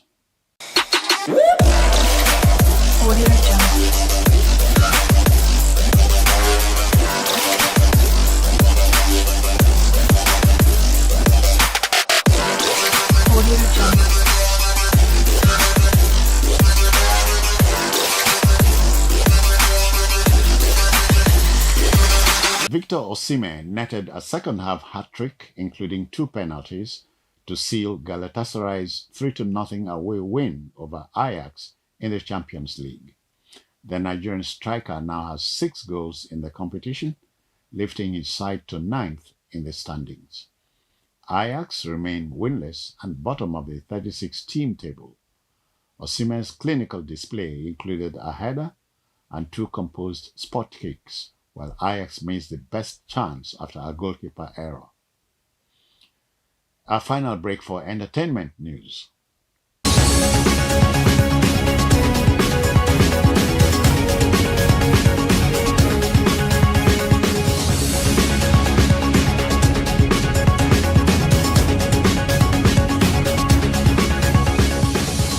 Welcome back. Let us tell you that actress Funke Akindele has named Iyabo Ojo her woman crush Wednesday, praising her elegance and standout performance in the upcoming film Behind the Scenes. She described Iyabo as one of Nollywood's best, applauding her talent, confidence, and passion for acting.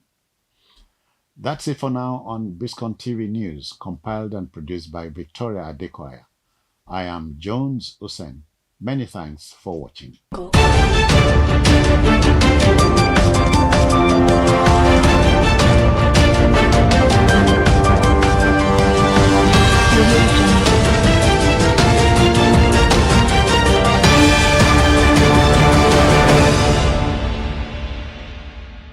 By saying a few more words on our donor and benefactor, Governor Diri.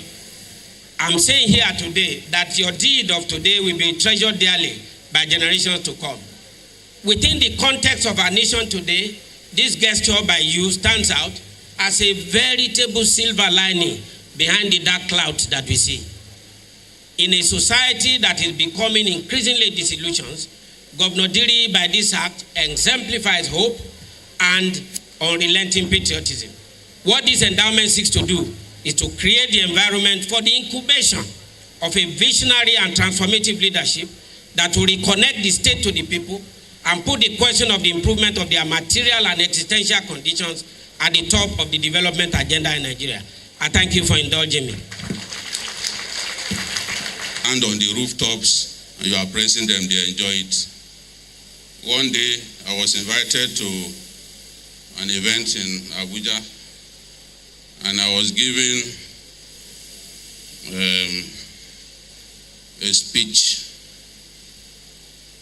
I had just done a program where I criticized former governor of Rivers State, Rotimi Amechi, harshly. As I was speaking, I saw him coming into the hall.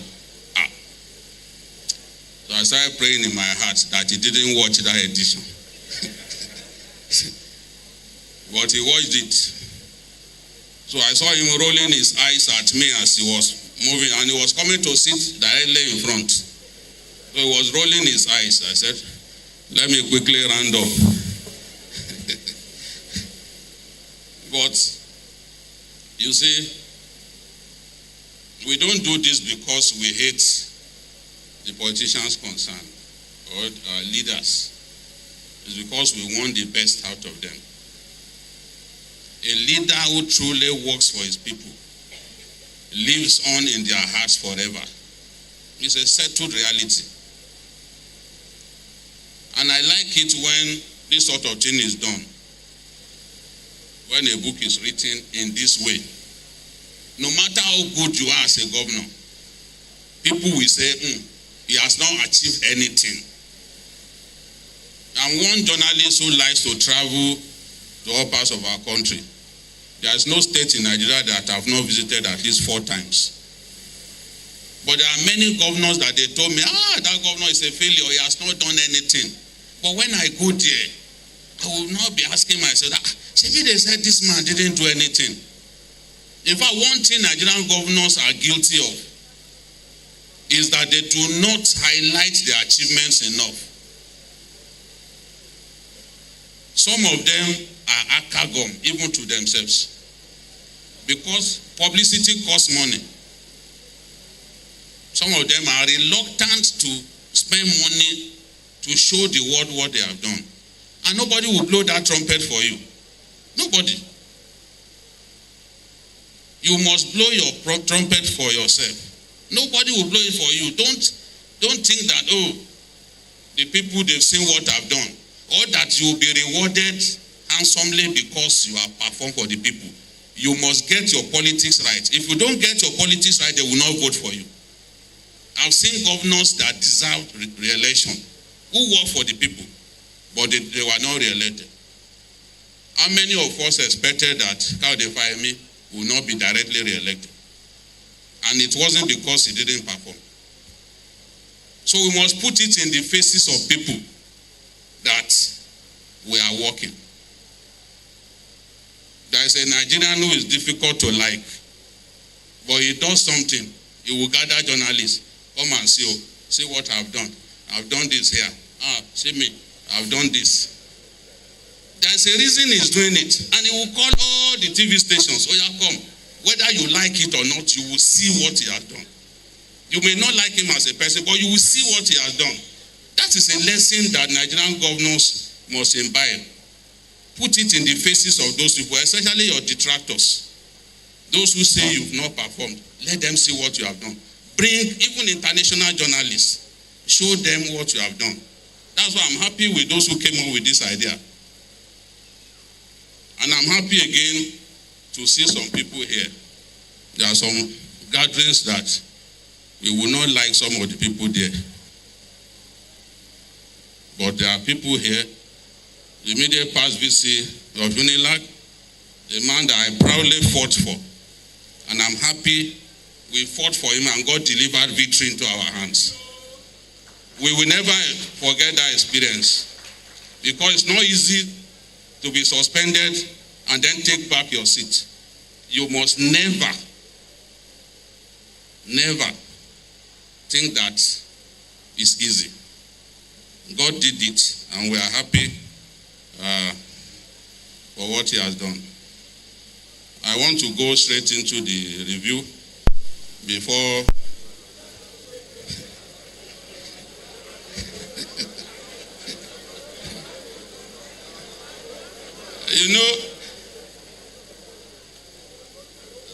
sometimes we forget that we are not on the journalist hangout stage.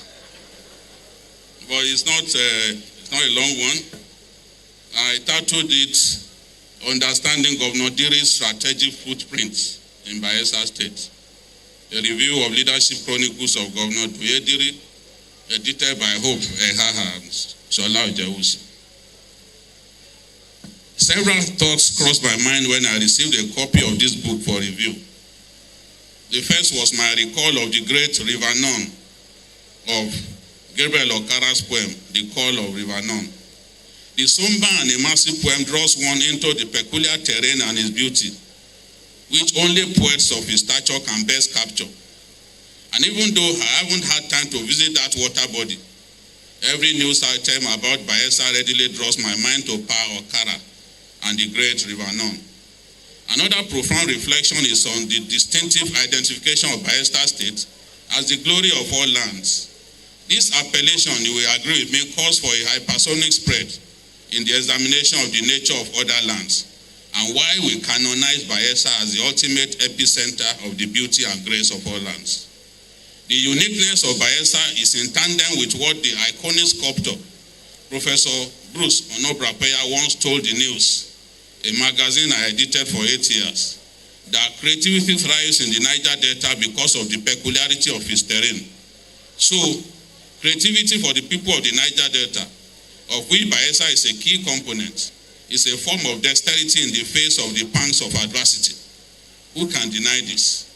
As we unfold, even if in the mind's eye, the escarpments, the cracks, hills, and peaks, lakes, the vast water bodies, endless mangrove rainforests, among other natural bequeathing.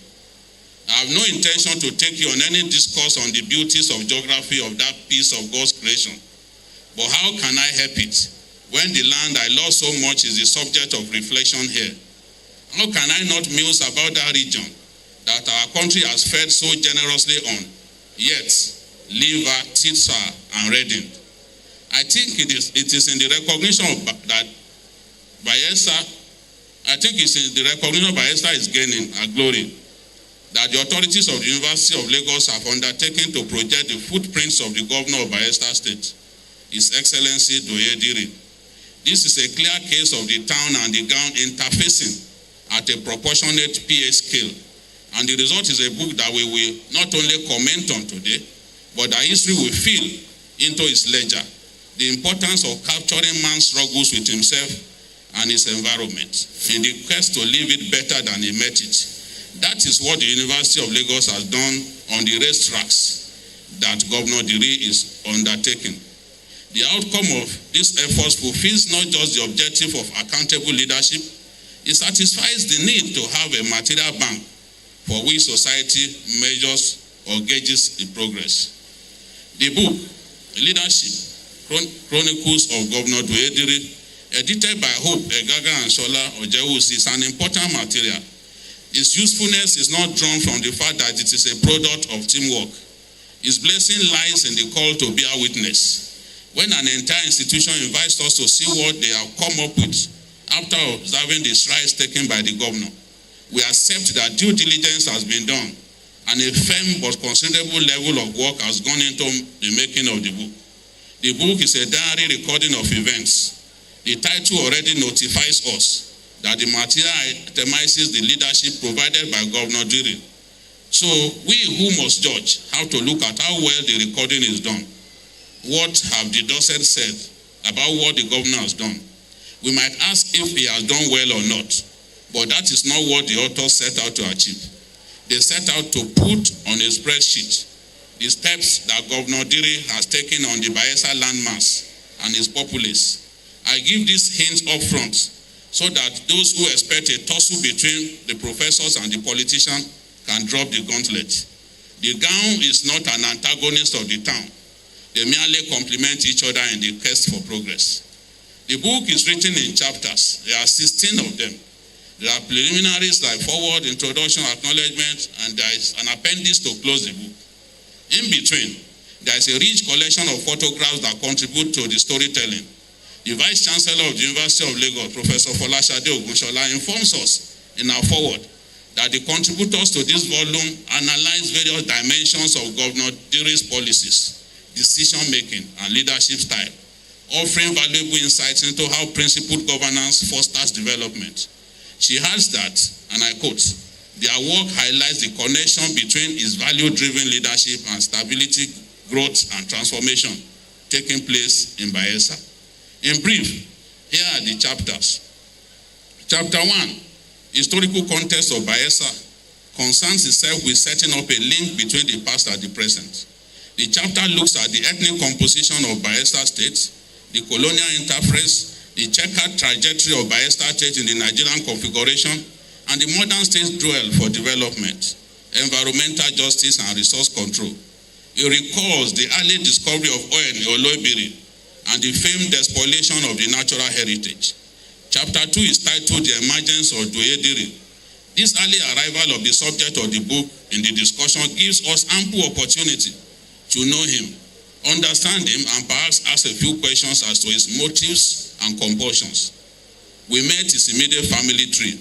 We see him in his local setting as a boy from Sampu.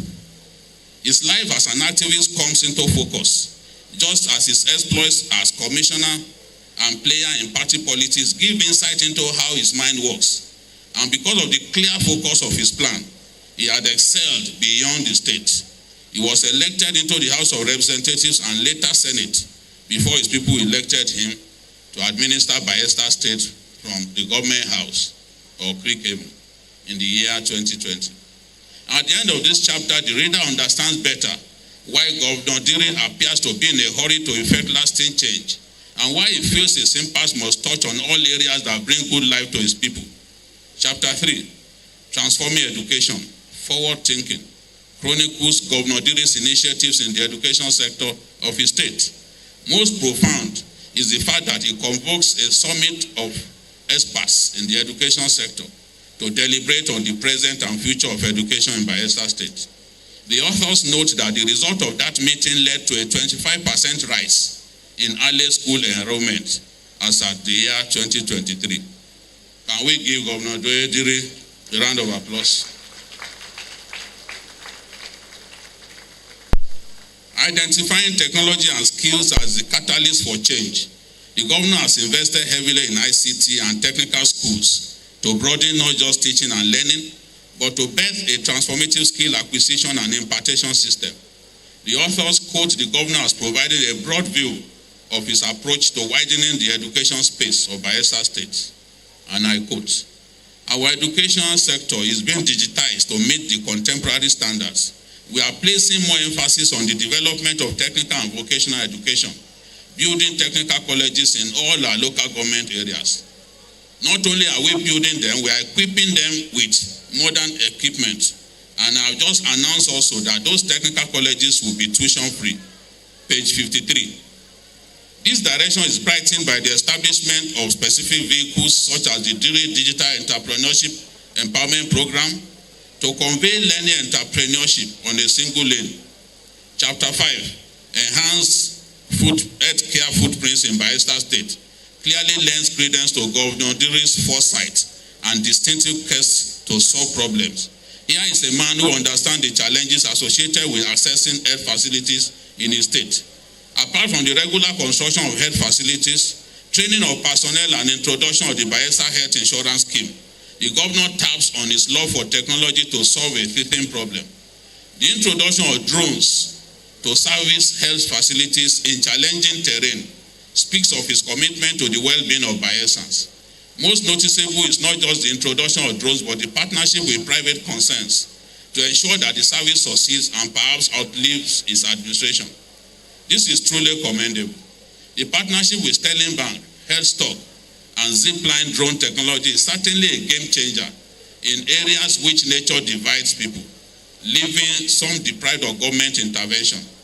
That the unmanned drones in the service of Bayelsa State Health Service can travel for more than 110 kilometers to deliver drugs to health centers tells the story of the silent revolution brewing in the healthcare delivery in Bayelsa State. Thank you. As the authors of this book have found out, Chapter 5 is simply called Infrastructure. Here, The book gives a deep insight into how Governor Diri is radically laying the foundation for Bayesa's development. He records Diri's concrete investment in huge and small projects, ultimately setting his eyes on unlocking the state's economic potential and addressing long-standing issues of isolation in rural areas. Obviously, bridging the access gap between the urban centers and rural communities can have a tremendous impact on the business climate of the state. The construction of the Nembe Brass Road is the flagship infrastructure project of the Diri era.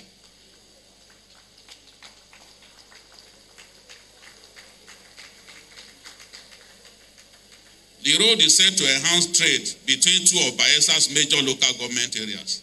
Aside from roads, the governor has built the Ernest Ikoli Media Center and many roads to open the state up for economic and social activities.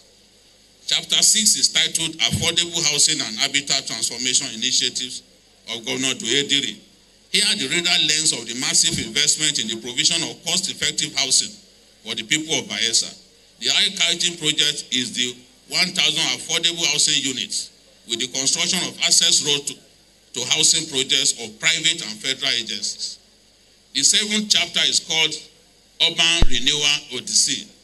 The author throws light on the framework of Governor Diri's attempt to create more habitable cities in Bayesa. To the discernible mind, the governor notes that he is not pulling down existing structures as most people in authority do. He is simply modernizing and transforming slums to modern towns. As cities spring up, consideration is given to the parity of pedestrian and motor traffic. Bus terminals are constructed in strategic locations to ease movement. In the middle of this effort is the attention paid to waste management as a means of restoring the environment and averting the adverse effects of climate change. The 8th chapter is titled Sustaining the Environment.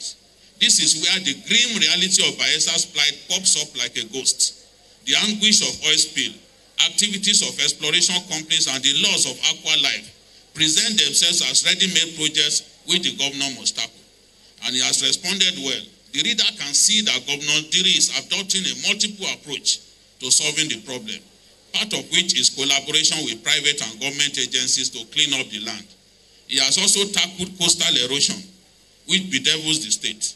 He has called for accountability on the part of oil companies as a way of making up for the wasteland that the oil exploration sites are, and the care for the people whose land has been ruined.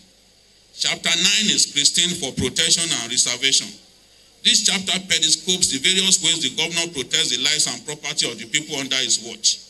It concerns itself about Governor Diri's strategy of dealing with kidnapping, armed robbery, and violent crimes. The book notes the governor's collaboration with vigilance organizations, catering to the needs of security agencies so that they can provide optimum security for the state. These strategies coalesce towards economic growth and empowerment as a critical pathway to reducing crime. Chapter 10 is Agricultural Development and Food Security. This is where the authors discuss the various methods that the government of Bayelsa State, under Governor Diri, is adopting to fight hunger and transform the state. Key among those ways are cassava production and processing in Sagbama, fish farming, and involvement in private sector concerns to catalyze the development of the food sector as a job-creating platform. The next is Bayelsa State Sports Revolution. In this chapter, we are led into areas where the government is providing governance through sports, is promoting and investing in teams run by the state government. Apart from providing infrastructure, is throwing its weight behind the national teams of some sports. The Prosperity Cup has also been listed as an avenue through which players demonstrate their talents. These efforts, according to the book, are yielding fruits, as attested to by the recognition that Governor Diri is garnering. Chapter 12 is titled Activating Economic Viability. Perhaps this provides the answer to all we have pointed out so far. The question is what the governor doing viable and sustainable? It appears the man at the helm already knows a lot about this. He is said, therefore, to be hedging his dreams. He is building infrastructure to guarantee that economic activities blossom. Here, the acquisition of license for the Bayelsa International Airport, building of road networks, investment in power projects have targeted improved electricity supply, consequently stimulating economic and social growth. Chapter 13, Revitalizing Bayesa's arts Culture and Tourism, notes the vast endowment in the arts and cultural landscape of the state. This chapter deals with the government's adoptive and adaptive strategies of using culture and arts as agents of economic growth. Here we see how government is preserving the people's cultural heritage. In chapter 14, Transportation Transformation, we feel the full range of the advancement of water and land transportation in the state. The state airport has also been expanded and modernized, just as a state mass transit scheme has been developed. In chapter 15, we have rule of law and accountability. The author notes the preeminence of the rights of citizens. This, of course, is the hallmark of any democracy. The executive and the legislature in the state are reported here to have a robust relationship that eases governance.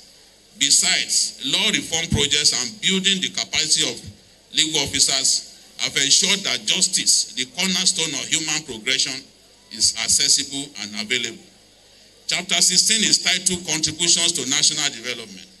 Here, the authors return to the inner self of the governor to pick out why he spearheads the campaign for national cohesion and unity. Instances of his contributions are spread through the chapter, and these are replete with the accolades that have come therefrom. The last chapter, titled A Worthy Example, shows in the words of the author how a worthy leader should be. It catalogues his peace-building efforts, ability to unite opponents, and bring people to the table. Having looked at all these chapters, I must say that I am taken in by the governor's dedication to achieving his goals.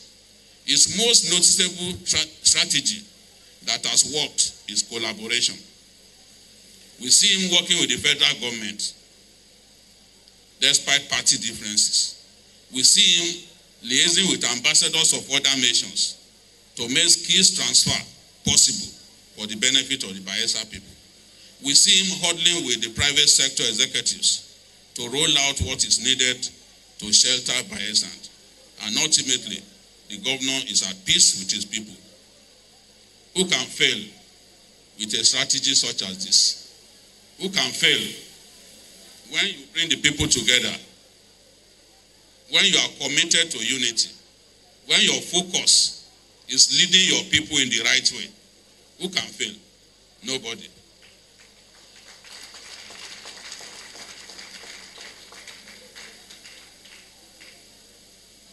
There is a final line that I put in this book. I'm not going to read the whole line, but I can whisper the rest into the ears of the VC. This is a profound body of work, which I hope everyone will find such a pleasure reading. But this recommendation does not preclude flaws. Like all books, this is not a perfect work of art. Thank you for listening. To rains, more riverine than rivers, more deltaic than delta. For years, this geography stood between the people and progress. Its communities divided by water and distance. Senator Doye Diri, a man notable for his humility, calm, and peaceful disposition, now at the stern, vowed to bridge those divides and rewrite the Bayelsa story through the 7 pillars of the assured prosperity agenda. He has turned Bayelsa into one vast construction site, from the Sagbama Ikeremo Agye Road in the west to the Nembe Brass Road of the east, and the Kenagoa Ukuruma Ukubie Road, crowned by its 630-meter bridge across the River Nile in the central. These 3 senatorial causeways, once trapped in government files for over 6 decades, are now defining a new Bayelsa alongside new roads, spurs, bridges linking once isolated communities. Yenagoa's skyline is changing. The Glory Drive, Outer Ring Road, and an expanding network of internal roads are Ship-Story Secretariat Complex, growing tall.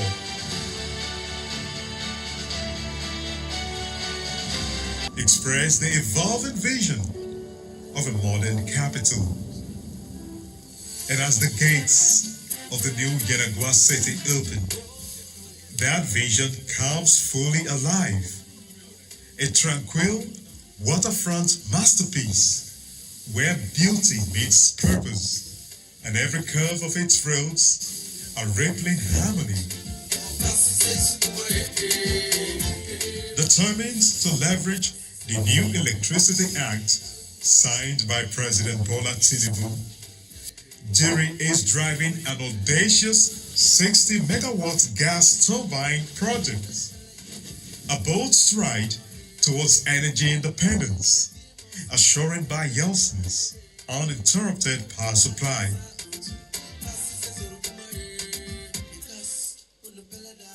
Furthermore, across the state, technical and vocational colleges, tuition-free, are shaping a new generation of skilled, entrepreneurial Bayelsans. And through Bayelsa Prime, a technology-driven learning model, classrooms have become interactive, data-guided, and inspiring with over 40 new model schools built, many others renovated and upgraded.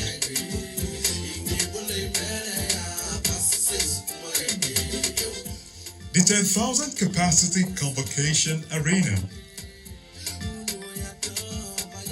the modern Faculty of Environmental Sciences complex at the Niger Delta University, and numerous projects at the Bayelsa Medical University are taking shape alongside other tertiary institutions.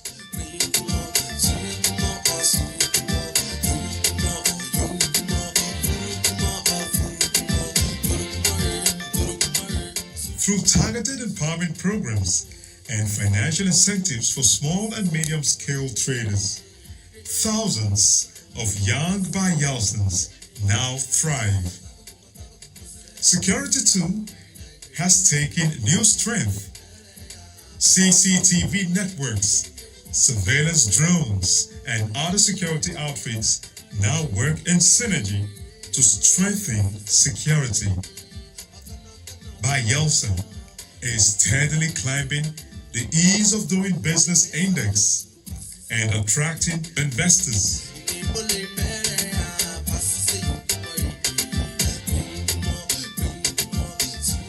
In health, the Zipline Medical Delivery Service has become a lifeline. Drones soar above creeks and forests, defying delays, delivering life-saving blood supplies and other essential medicines. A feat only 2 states in Nigeria can boast of. The new hemodialysis center and the expanded Bayelsa Health Insurance Scheme bring affordable healthcare within the reach of every resident. In sports, Bayelsa athletes consistently excel both on national and international stages, carrying the Bayelsa flag with honor. Now, as the Olympic standard 25,000 capacity stadium takes shape and the bids to host the 2028 National Sports Festival gathers strength, Bayelsa is set to be Nigeria's leading sporting state.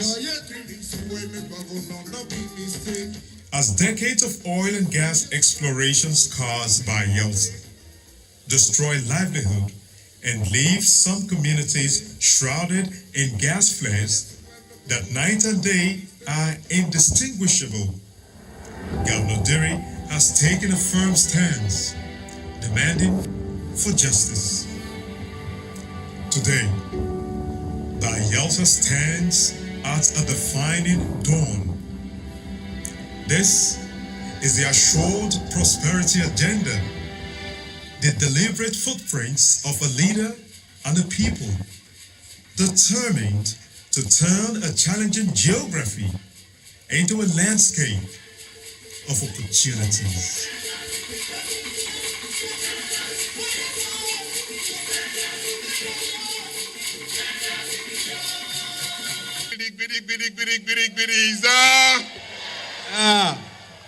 Thank you, thank you, thank you. Your Excellency, the Vice President of the Federal Republic, recognize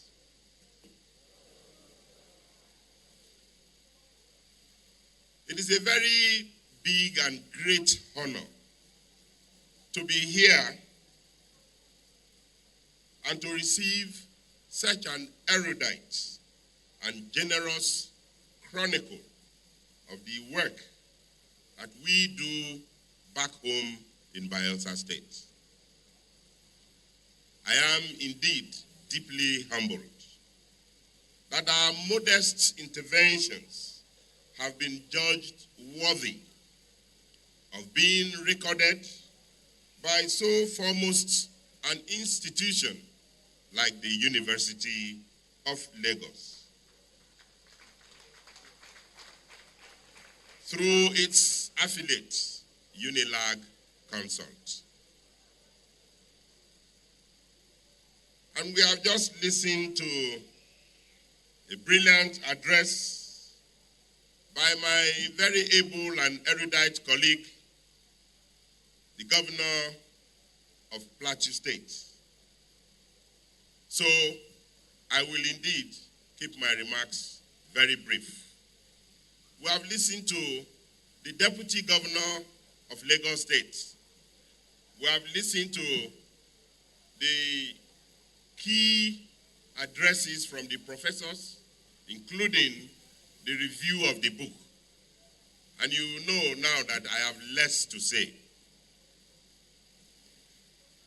As you saw in the brief documentary, Bayelsa, the glory of all lands, is a place of breathtaking beauty and immense potential. Our landscapes, waterways, and communities present opportunities in abundance.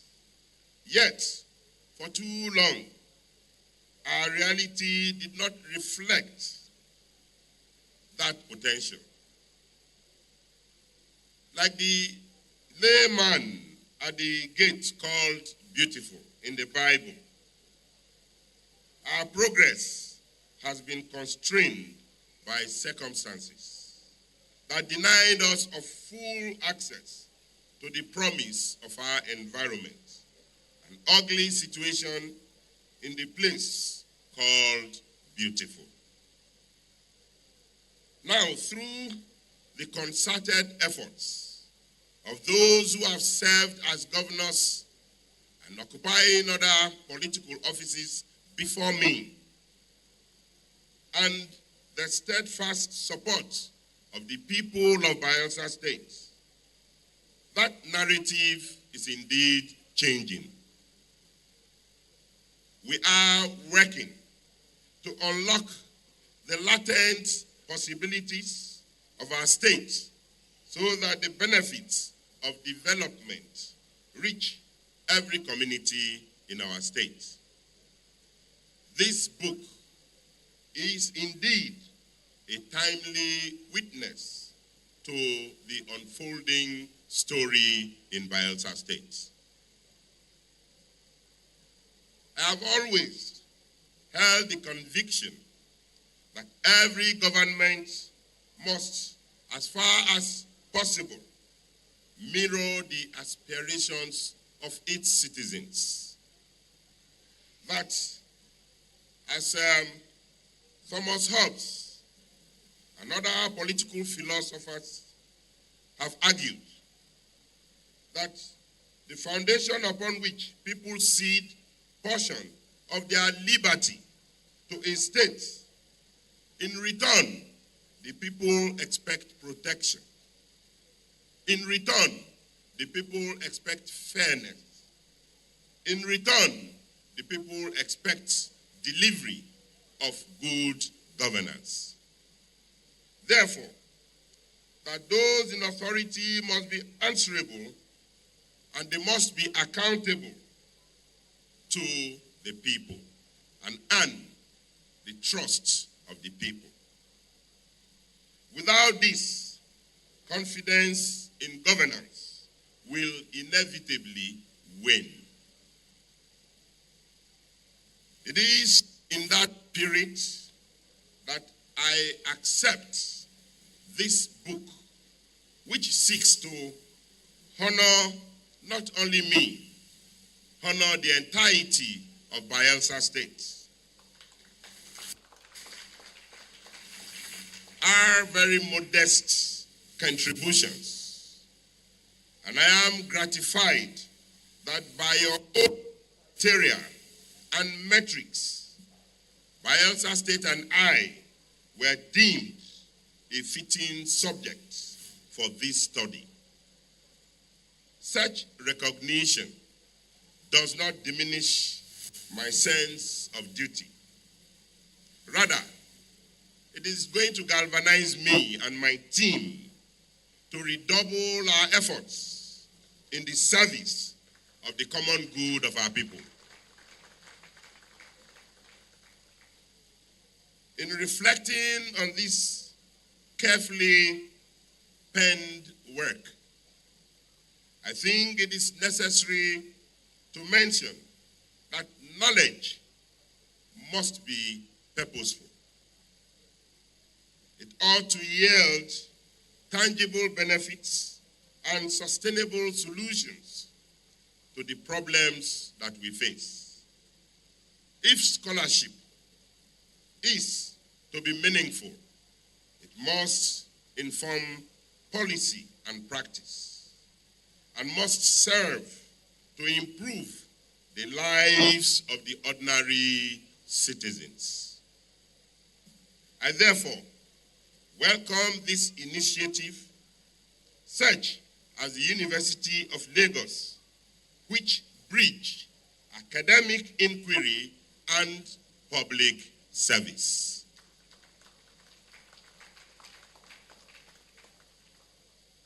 On the matter of endowment of a professorial chair, well, they say it is in my honor, but I think more importantly, it's in the honor of the state and the people of Bayelsa State. Allow me to say, as the son of a teacher, and a teacher myself, not in the university, please, at the lower level, that I profoundly appreciate what this university is going to do with me. Education is the bedrock of any advancing society. There is this popular saying that if you say education is not important, as a leader, as a governor, as a president, I think that you must be building very high prison walls.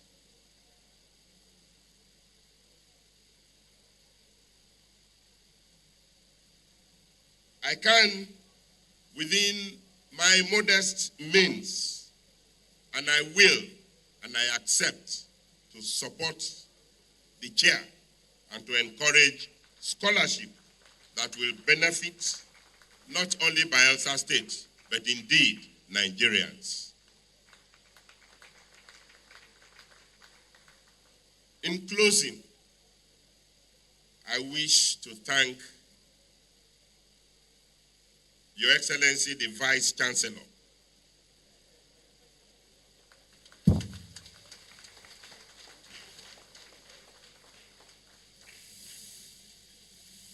the management of this university, and indeed the university community. I'd like to also thank the authors, the the editorial team of the University of Lagos, and all of those who have contributed to this very important work, as well as our people, the people of Bayelsa State, who has given us the environment, the peace to do what we have done that is earning us these accolades today. It would be a remiss of me if I failed to especially appreciate His Excellency, the Vice President of the Federal Republic of Nigeria.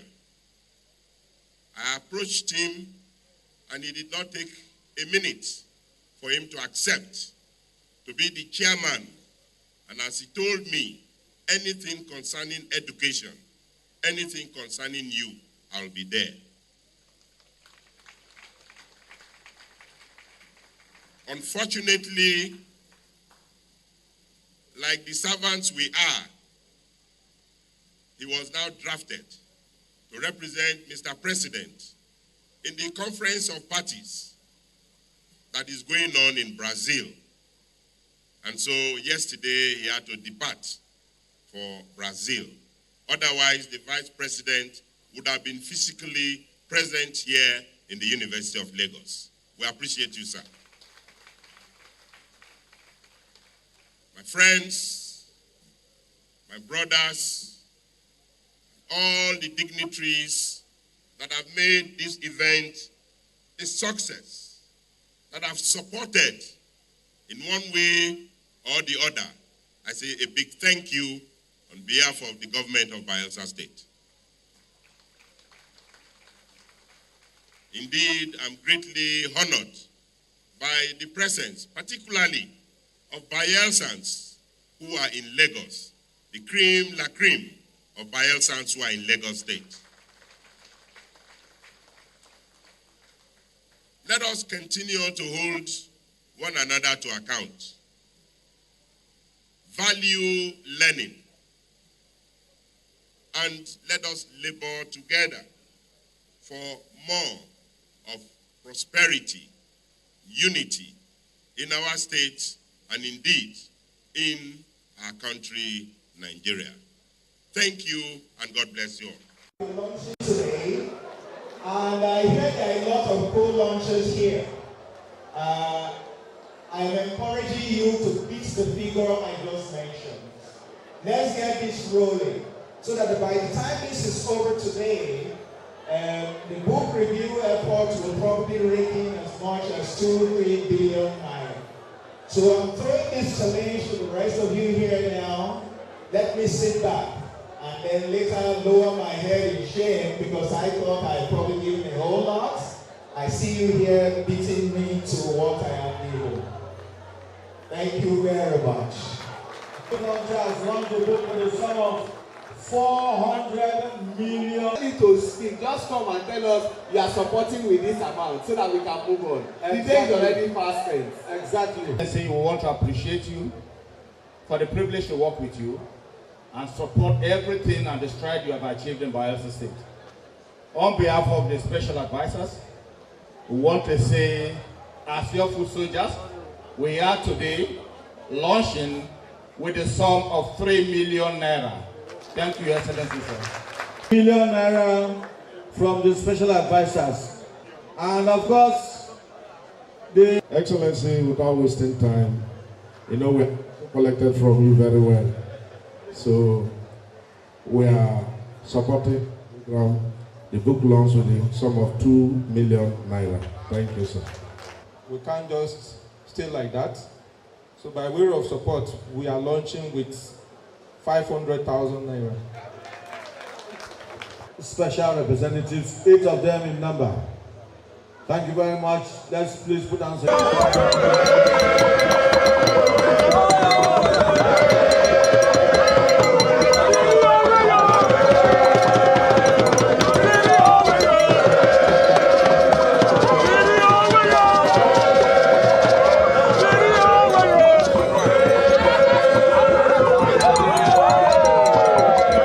Biscon TV and the Biscon Show, the new wave of digital influence. From your screen to your world, Biscon TV and the Biscon Show are taking over the digital space like never before. On Instagram, we've smashed past 2 million views with over 25,000 loyal followers and a massive 20,000% surge in reach, connecting vibrant audiences from Lagos to London, Abuja to Atlanta. On Facebook, we've soared to over 5 million views and 100,000 plus followers, uniting a powerful community that celebrates culture, lifestyle, and premium storytelling. And on TikTok, the energy is electric. More than 6 million views and 30,000 followers, engaging daily with our dynamic, captivating, and diverse content that speaks to every generation. But that's not all. Our audience is not just large, it's elite. From corporate leaders to top executives, public figures, and high net worth individuals. Our platforms attract the class, the taste, and the influence that matter most. When the high and mighty watch, they watch the Biscon Show. Beyond our screens, Biscon TV delivers world-class event coverage from high-profile weddings and corporate galas to cultural festivals and state functions. With crisp visuals, compelling storytelling, and unmatched professionalism, we bring every moment to life with class and distinction. Across YouTube, Instagram, Facebook, TikTok, and beyond, Biscon TV and the Biscon Show are not just growing, we're evolving, inspiring, and setting new standards in premium entertainment. So, don't just watch the wave, ride it. Advertise your brand, showcase your products, and book us for your world-class event coverage. Let our platforms put your story before the right eyes, the movers, the shakers, the elite. Biscon TV and the Biscon Show, where class meets culture and your brand takes the spotlight. Connect, advertise, partner, and grow with us. Biscon TV, beyond the screen. Step into the future of visibility with Biscon TV live streaming on YouTube, where your story, your event, your brand travels farther than the television screen can ever go. With crystal clear visuals, real-time coverage, and instant accessibility, we break the barriers of distance and time, putting your content in the palms of millions around the globe. And here's the power of it all. It's not just a moment. It's a full coverage on YouTube. Your event stays live, stored, and ready for viewers to watch again and again. No missed moments, no lost memories, just evergreen visibility, replayable at any time, anywhere in the world. And we don't just stop at YouTube. Your visibility multiplies as we spread your voice across Instagram, Facebook, and TikTok, the very platforms where the world's conversations happen. From reels that trend in seconds, to streams that keep fans glued, to highlights that go viral, your content becomes part of the global digital buzz. With Biscon TV, your event is not confined to a hall or a city. It's open to the world. Your wedding in Lagos can be witnessed in London. Your corporate launch in Abuja can trend in New York. A community celebration in Ogun can light up feeds in Dubai. That's the power of Biscon TV live streaming. Limitless reach, borderless connection. Your audience doesn't just watch, they engage, they comment, they share, they spread your story further than you imagined. Whether you're celebrating love, launching a product, covering a political milestone, or telling your brand story, with Biscon TV, you're not just being seen, you're being remembered. So, when you think of impact, think more than television. Think of presence. Think of influence. Think of Biscon TV, powering visibility, connecting the world, and keeping you live everywhere. Biscon TV, not just on TV. We're everywhere. Welcome to Ipada Initiative Celebration 2025. Africa is rejuvenated. We rise with the sun on the golden shore. A celebration like no other. Welcome to the Igbada Initiative Celebration 2025. The Igbada Carnival Procession, a parade of fashion, rhythm, and culture. Dive into Africa's longest pool party, all day, all night, where joy never sleeps. A feast of unity, the 1 Mile African Buffet. Every flavor, 55 nations, one Africa. Feel the heartbeat of the continent at the Africa International Music Festival. Celebrate grace, beauty, and heritage. The Queen of Africa project. Discover treasures at Oja Africa, the latest go-to marketplace of the continent, where I give meet opportunity, business unusual, blossom retreat, nurturing women, nurturing Africa. Wodigbushi, drama representation of the first Africa account of slave trade. From tradition, thrill, beach polo, African wrestling, and Camp Africa.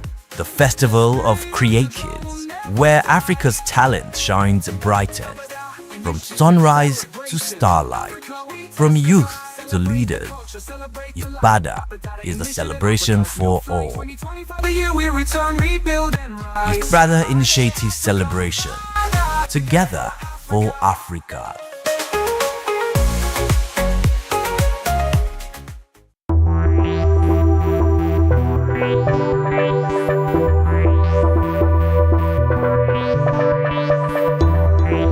Hello, here we come again at you.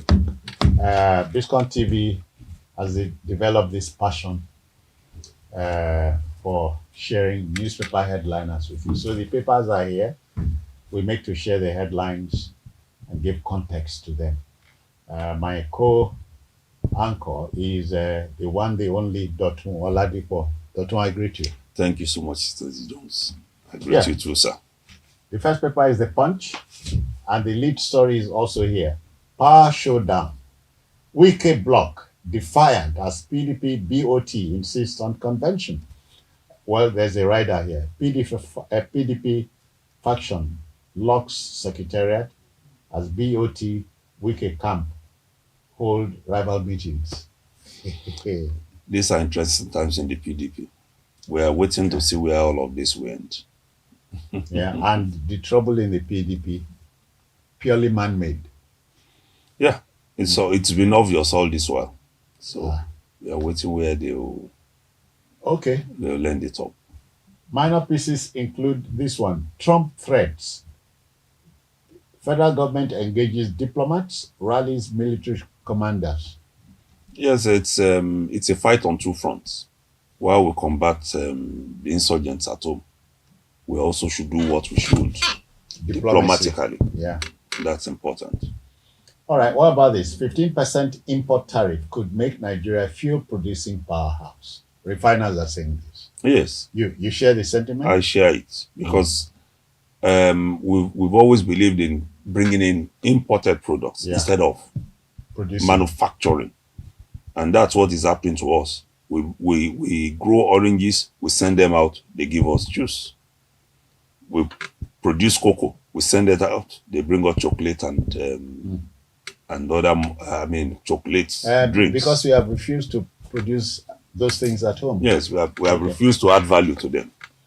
Yeah, but Doctor, aren't you troubled that some of our colleagues, print, electronic, are not seeing this angle to it?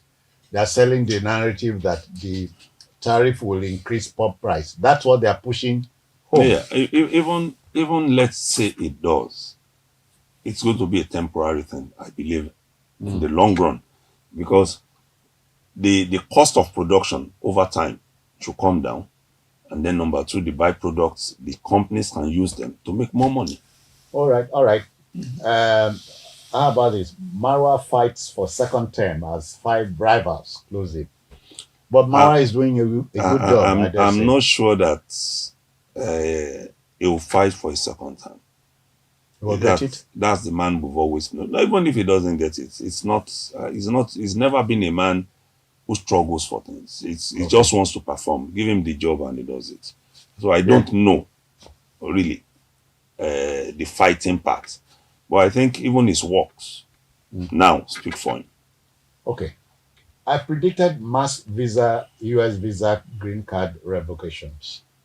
That's true. That's Professor Soyinka. He said so. Because he told us he was invited at some point and he refused to go to the embassy to honor that invitation because they wanted to review, obviously downward, his visa duration. All right. Food imports soar 45% as local production falters. Well, we are waiting to see what happens, especially as we go towards Christmas. It's a period where people buy a lot, and hopefully things will get better before then. Truck crushes Lagos tricyclist to death, injures 2. Lasma confirmed that yesterday. And it's obvious, like we have been saying, that trucks are becoming a menace on our roads. Not just in Lagos, everywhere. Except that trucks in themselves don't kill. Only stupid, reckless drivers do. Yes. It's the drivers behind the wheel. Yeah, Tinubu to open editors conference November 12. I'm also going to be a part of that. We look forward to his coming. All right. A picture story, picture stories on the front page will tell us what the flood sweeping through the Philippines is doing in those areas. The hurricane. The hurricane, yeah. The Guardian next. The lead story. A referendum call heightens over elitist constitution reform plot. Well, that call won't go away. It won't.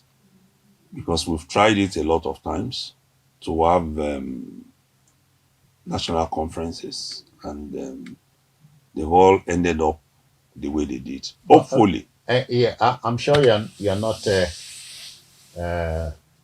sounding like a broken record.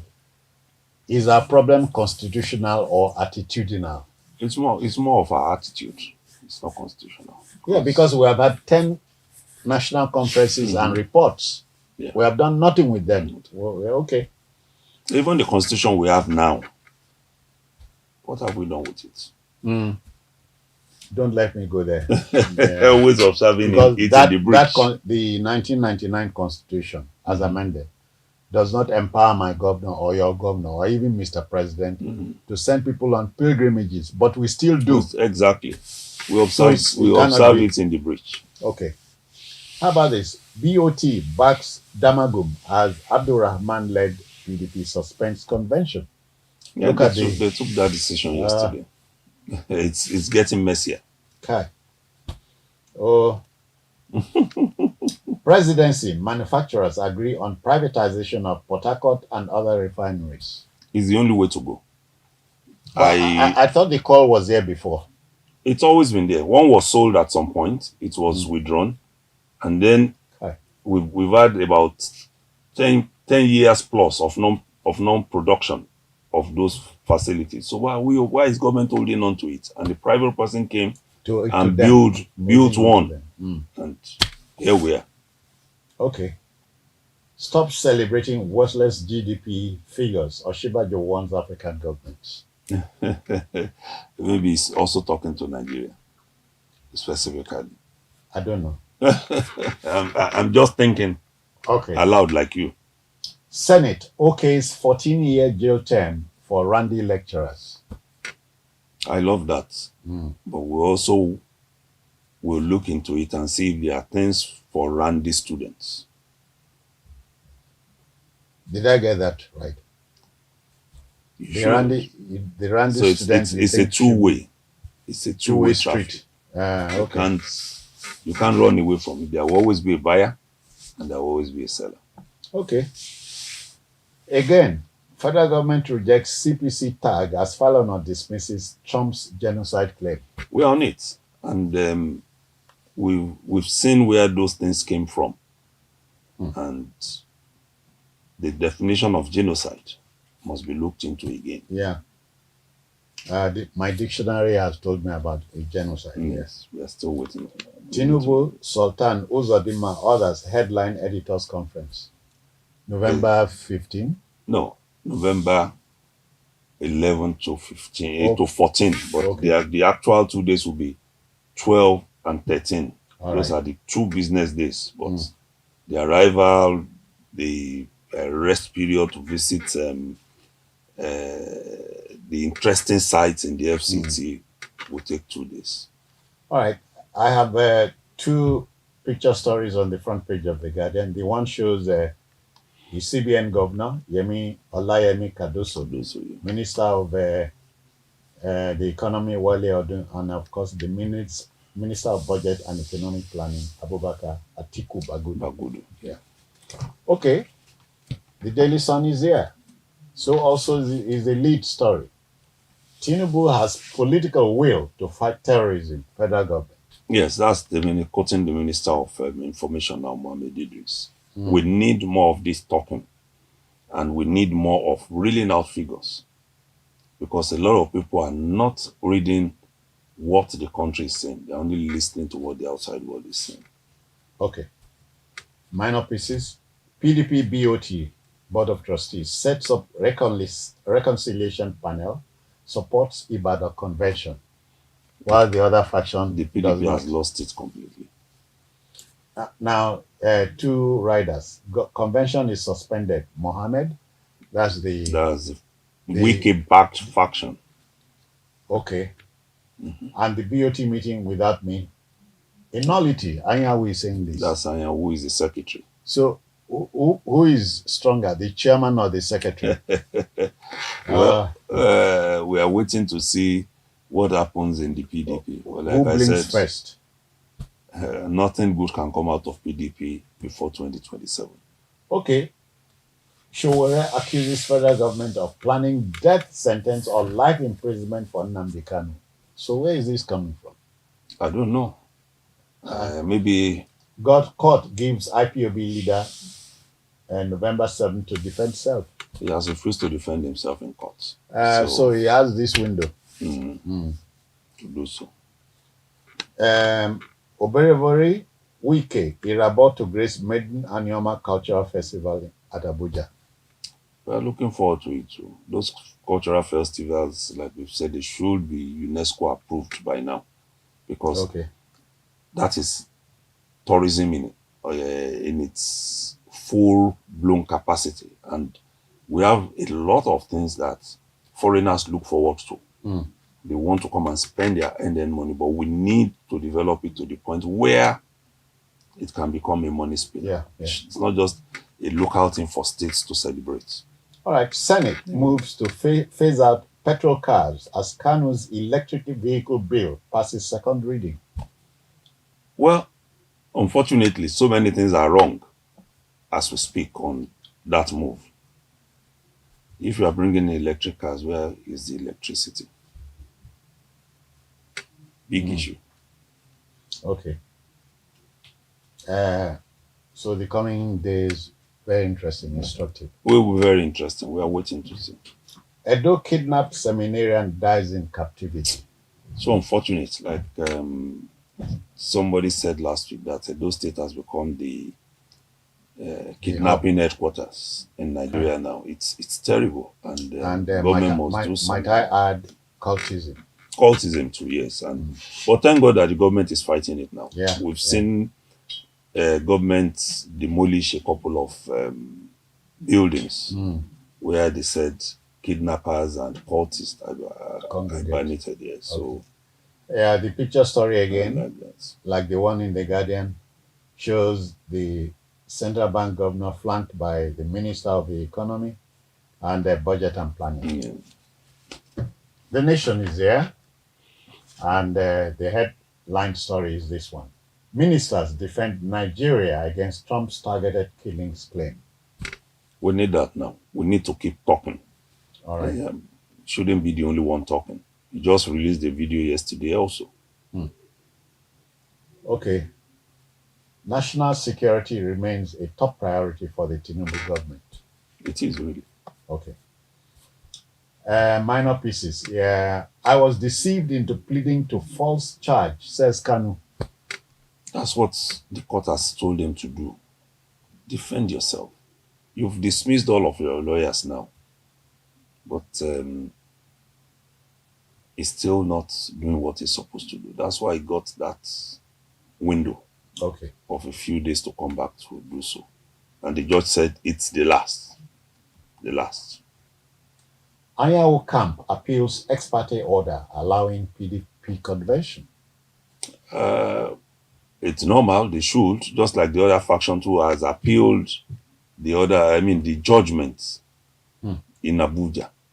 So we are watching the two camps. MAN, that is Manufacturers Association, backs 15% tariff on imported petrol and diesel. Yeah. I also support it. Okay. Nigeria's $2.35 billion Eurobond records $13 billion subscription. Yeah. That's a great one. It's a good one. Like people have been saying, the best place to invest now is in Eurobond. Yeah. Okay. Senate uncovers $300 billion crude loss